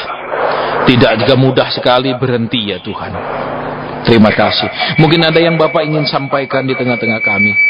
Mungkin ada yang Bapak ingin ungkapkan tentang kedua anaknya. Mari Tuhan. Mari Bapak. Terima kasih. Dalam nama Tuhan Yesus kami sudah berdoa. Amin. Pak, Ya. saya mau tanya ya. Ya. Roh Kudus bilang kata tuntut. Bapak juga sama anak gimana sih Pak? Banyak nuntutnya, banyak kerasnya sama anak, tegas sekali sama anak. Ini kalau yang terakhir itu menuntutnya mungkin merasa dibedakan oleh anak-anak yang lain, Pak. Iya. Karena kemarin SMA pun sampai pindah kedua kali karena inginnya minta motor baru. Iya. Iya. Sampai sekarang belum terturuti minta motor baru itu, Pak. Baik. Tapi yang lain gimana? Sikap Bapak sama yang lain kasih motor baru kah dulu? Ya memang begitu, Pak. Terus kenapa sama yang ini enggak, Pak? Karena yang ini saya baru tertimpa hutang banyak, Pak, tapi tidak bisa memberikan. Oh gitu. Tapi sudah diceritakan sama sang anak. Sudah, Pak. Nah dia tapi masih tetap nuntut. Tapi dia masih ngotot terus. Baik. Jadi sekarang satu Pak ya, ini kan urutannya begini. Iya. Bapak punya masalah dengan sang ibu. Iya. Ya. Terus Iya. sekarang sang anak punya masalah dengan Bapak. Iya. Nah, selesaikan dulu Pak. Kalau bisa, sang ibu tinggal jauhkah dari rumah Bapak? Enggak, Pak. Nah kalau dekat Bapak datang ke sana ya. Iya. Ngomong saja minta ampun selama ini tidak telaten ngerawat. Iya, Pak. Ya. Terus kalau bisa minta sang ibu doakan Bapak. Oh, Itu iya, yang paling manjur. Iya, Pak, ya. Ya. Nah nanti Iya. Bapak lihat terus sesudah Bapak lakukan apa yang terjadi ya. Oh iya, Pak, terima kasih. Iya. Tuhan berkati Pak. Amin, Pak. Ya. Iya, terima kasih Bapak untuk atensinya yang jauh-jauh ya dari kota Yogyakarta sana di daerah itu ya. Sementara untuk sobat terkasih yang ingin kembali bergabung, Bayu terima, shalom, selamat siang. Halo, selamat siang. Iya, Iya. selamat siang. Silakan, Pak. Halo. Iya, Iya, silakan. selamat siang Bapak. Tolong didoain saya, Pak. Iya.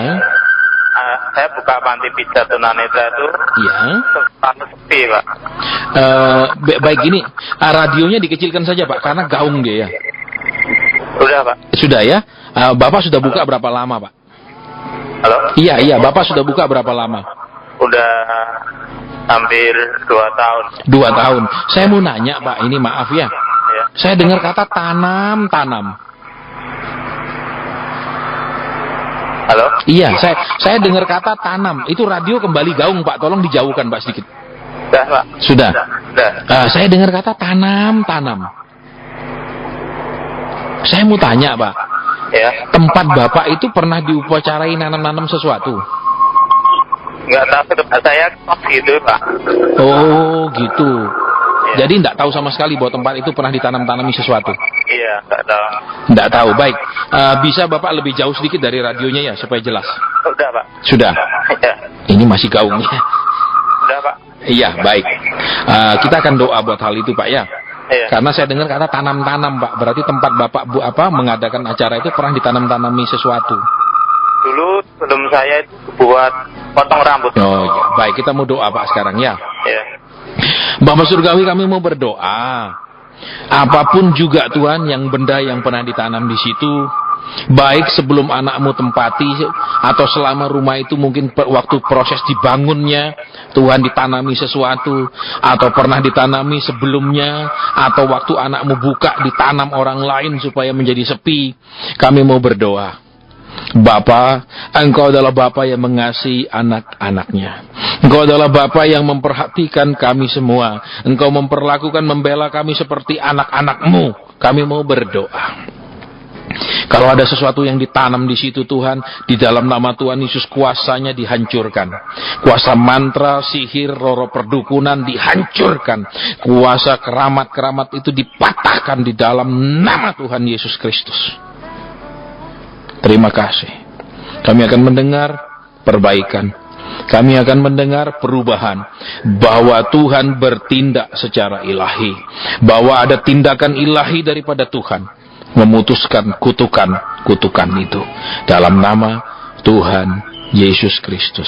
Haleluya. Amin. Pak? Ya. Iya, saya satu lagi Pak ya. Ya. Bapak itu punya sehari itu baca firman jam berapa sih Pak? Saya kadang dibacakan istri tuh. Iya, dibacakan istri itu kadang Pak, enggak setiap saat. Iya. Nah, itu dia Pak. Ya, kita sudah doa Pak. Ya. Rupanya memang ada benda yang ditanam di sana dulu Pak. Ya. Iya, kan kadang-kadang orang mau bangun tempat juga dulu Pak, tanami gitu ya. Iya. Nah, itu yang membuat jadi masalah. Iya. Ya udah kita hancurkan. Tetapi akan lebih lagi Tuhan bekerja kalau ini dibacakan firman ini lebih lagi Pak. Di tempat saya. Iya. Usaha ini. Iya Pak, atau di rumah juga Pak. Di rumah nggak apa-apa ya. Iya, enggak masalah Pak. Iya. Pak mau ketemu Bapak itu saya mau konseling pribadi di mana ya? Begini, nanti Bapak hubungi yang nomor yang tadi disebutkan ya, nanti telepon kembali ya ke radio ya. Nanti Bapak telepon kembali ke radio. Tolong nanti di-on-air-kan ya Pak. Iya, baik Pak. Iya. Terima kasih. Iya, Tuhan berkati ya. Tuhan berkati. Ya baik, sobat terkasih, waktu terus berlalu dan masih ada beberapa menit ya untuk kita boleh bersama di kesempatan siang hari ini. Bagi sobat terkasih yang ingin didukung dalam doa, bisa bergabung melalui phone 0271 735 792. Dan satu SMS saya bacakan dulu nih untuk Pak Asen. Pak Pendeta, adakah sakit karena pengaruh roh jahat? Jika ada, bagaimana cara menyembuhkannya? Terima kasih. Baik. Di firman Tuhan lengkap ya. Ada sakit yang disebabkan roh jahat? Iya. Waktu Tuhan menyembuhkan satu orang wanita yang bungkuk itu, Tuhan bilang apa? Dia dikuasai oleh roh jahat. Ya. Itu ada. Ada juga yang secara medis ada. Tuhan juga mengakui ada sakit secara medis ya, seperti di Perjanjian Lama Baru itu ada penyakit disentri. Itu kan disebabkan oleh mikroba atau bakteri itu kan ya yang membuat disentri. Ada juga oleh kutuk turunan, ada. Jadi firman itu lengkap, ada penyakit turunan dan itu secara medis kedokteran pun diakui ya, sifat-sifat genetik turunan yang menular. Misalnya seperti penyakit diabetes itu bisa menular ke keturunan.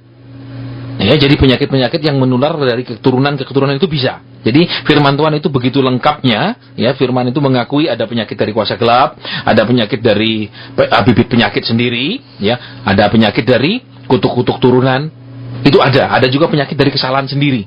Kan ada orang yang Tuhan sembuhkan, Tuhan bilang apa? Jangan berbuat dosa lagi, supaya tidak terjadi yang lebih buruk. Misalnya, ya kita kena stroke misalnya karena malas olahraga, makan berlebih-lebihan, itu kan salah. Ya kesalahan kita sendiri. Ya kan, bukan siapa-siapa yang salah ya kita. Tapi salahnya rumah makan Pak, kok kasih makanan bikin makanan enak-enak ya.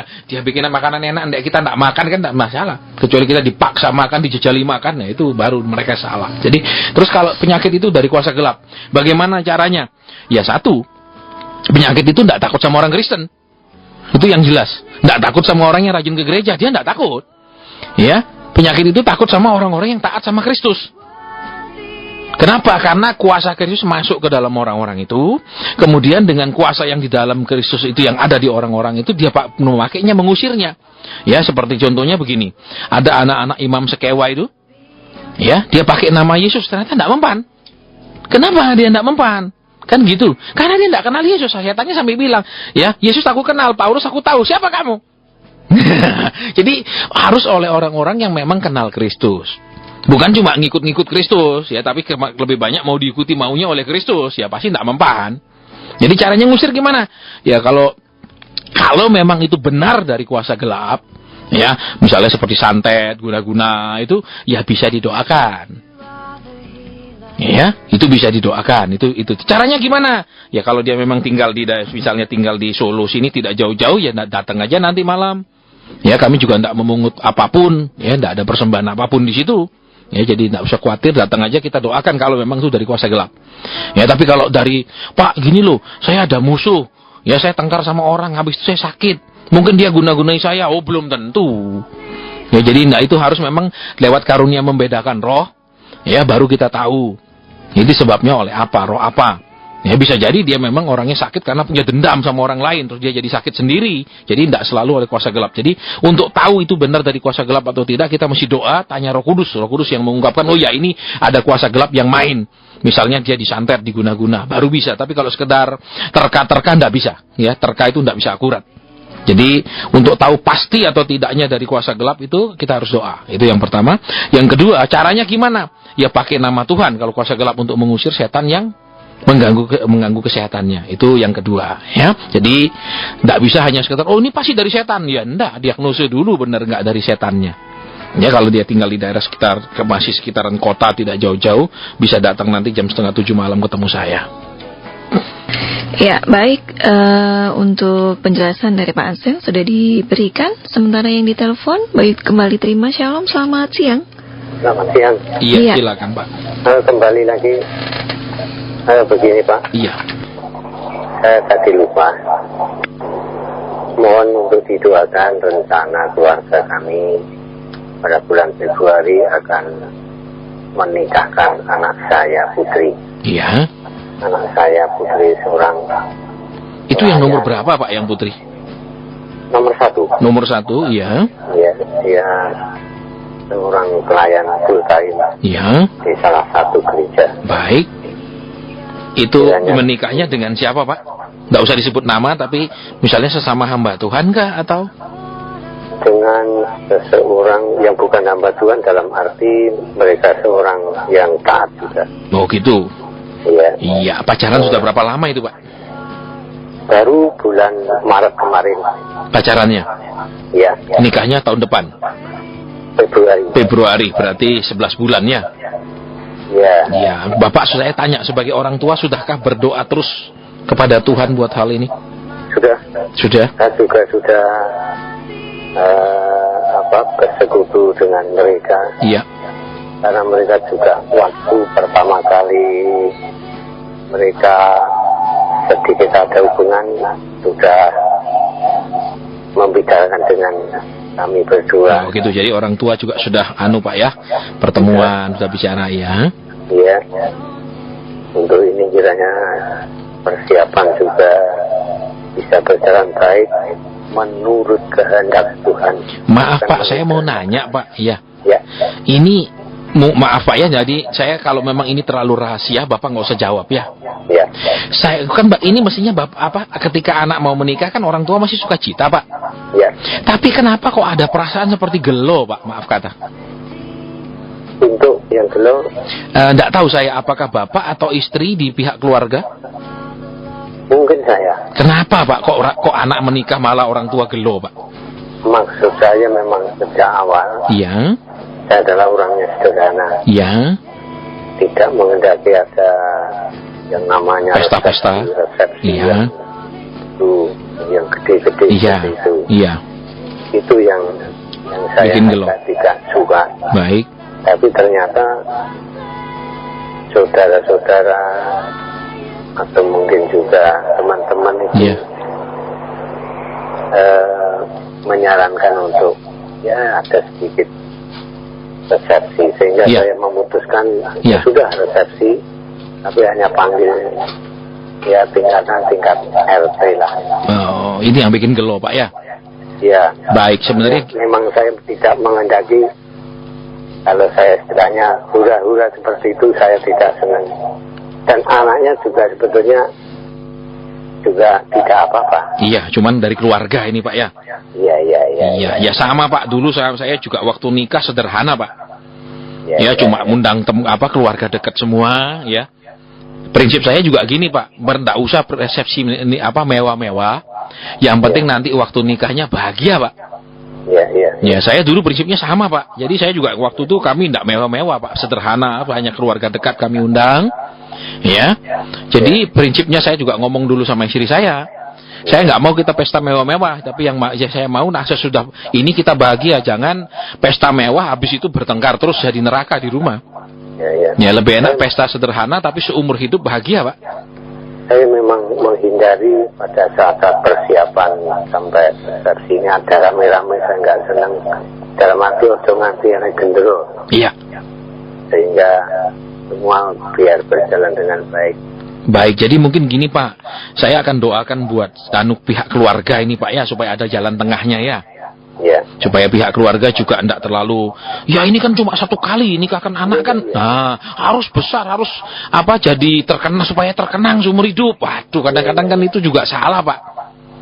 Iya, yang penting kan sesudah nikahnya toh Pak, yang menjalani seumur hidupnya kan. Jangan cuma nikah, katakan resepsinya cuma 3 jam selesai, mewah sekali, terkenang sekali, tapi kemudian dalam pernikahannya diisinya itu dengan sukacita lagi enggak? Ya, makanya kami mengharapkan sejak awal ini sampai nanti akhir resepsi ini semua bisa berjalan dengan rukun. Iya, kayak kan doa buat hal itu Pak. Persaudaraan kami tidak rusak hanya karena masalah seperti itu. Iya, baik kita doa Pak sekarang ya. Iya. Bapa di surga benar, walau dia akan menikahkan anak putrinya, tetapi dia engkau tahu hatinya rasa gelo. Ternyata iya Tuhan, ada desakan keluarga supaya dibuat meriah, mewah, besar. Kami mau berdoa, Tuhan Yesus, tidak semestinya harus besar dan mewah, tapi yang paling penting meriahnya. Dan kemudian dalam pernikahan itu seumur hidup diisi dengan kasih, seumur hidup diisi dengan kebahagiaan. Kami mau berdoa Tuhan buat keluarga besar yang menginginkan, yang punya prinsip pandangan yang berbeda. Tuhan, kiranya ada titik temu di tengah Tuhan. Masing-masing sama-sama mengalah sebagian. Sehingga di dalam resepsi pernikahan ini tidak menimbulkan perpecahan dan keretakan. Karena masing-masing memegang prinsipnya sendiri dengan kuat, memaksakan prinsipnya sendiri kepada pihak lain. Tetapi sama-sama mengalah. Sehingga keluarga ini lewat di dalam resepsi ini pun akan semakin guyup, semakin rukun ya Tuhan. Terima kasih. Dalam nama Tuhan Yesus kami sudah berdoa, bersyukur, berterima kasih. Kami akan mendengar ya Tuhan, bahwa ada titik temu, ada jalan tengahnya bagi keluarga ini. Sehingga mereka akan semakin guyup, semakin rukun. Keluarga besar ini akan semakin menjadi cermin. Beginilah seharusnya sebuah keluarga besar yang di dalam Tuhan saling mengasihi. Dalam nama Tuhan Yesus Kristus. Haleluya. Amin. Amin. Terima kasih. Ya, Tuhan berkati Pak. Ya, semoga semua bisa berjalan dengan baik. Amin. Pak, ada godaan dari roh-roh kegelapan. Iya. Selamat siang. Selamat siang Pak. Iya, baik. Terima kasih banyak untuk Bapak yang sudah bergabung bersama kami di sini. Dan tak terasa Pak Asen, waktu kita sudah selesai untuk kesempatan hari ini Rabu, tanggal 11 November 2015. Dan seperti biasa, sebelum kita berpisah, kita didukung dalam doa untuk Radio Immanuel pastinya. Iya, jadi para pengubah kehidupan, kita sudah mendengarkan kebenaran firman Tuhan. Iya, Tuhan mau membuktikan bahwa dia itu benar. Yang dia katakan di firman-Nya itu bisa terjadi dan pasti terjadi. Yang dia janjikan pasti tergenapi. Yang dia rencanakan juga pasti itu akan terbukti. Tetapi dia perlu kerjasama dengan kita. Dia perlu bukan hanya kita di dalam dia, tapi dia ingin di dalam kita. Sehingga kalau dia sudah di dalam kita, yang kita rencanakan, yang kita inginkan, yang kita harapkan semuanya, dia akan dukung dengan tindakan ilahinya. Dia akan dukung dengan perbuatan ilahinya yang ajaib. Izinkan dia masuk lebih dalam hidup kita, mengubah di dalam. Bukan hanya memberikan batasan-batasan di luar dari kehidupan kita, apa yang boleh dan tidak, apa yang berkenan ataupun tidak. Tetapi apa yang kudus di dalam, apa yang lebih berkenan kepada Dia di dalam. Semua dari motivasi terdalam hidup kita. Kita akan berdoa. Bapa Surgawi, terima kasih Tuhan Yesus buat kesehatan, buat kesempatan. Terima kasih juga buat peralatan yang ada, Tuhan. Terima kasih. Kami berdoa Tuhan buat Radio Immanuel juga, sehingga siarannya Tuhan akan semakin menjadi berkat, acara-acaranya menjadi semakin menjadi berkat. Bukan hanya untuk wilayah di dalam kota Solo saja, tetapi sampai di mana siaran ini bisa diterima.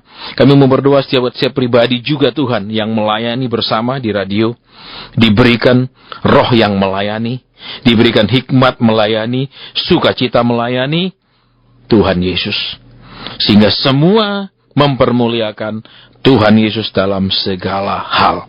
Dipermuliakanlah Tuhan Yesus sampai selama-lamanya. Dalam nama Tuhan Yesus kami sudah berdoa. Amin.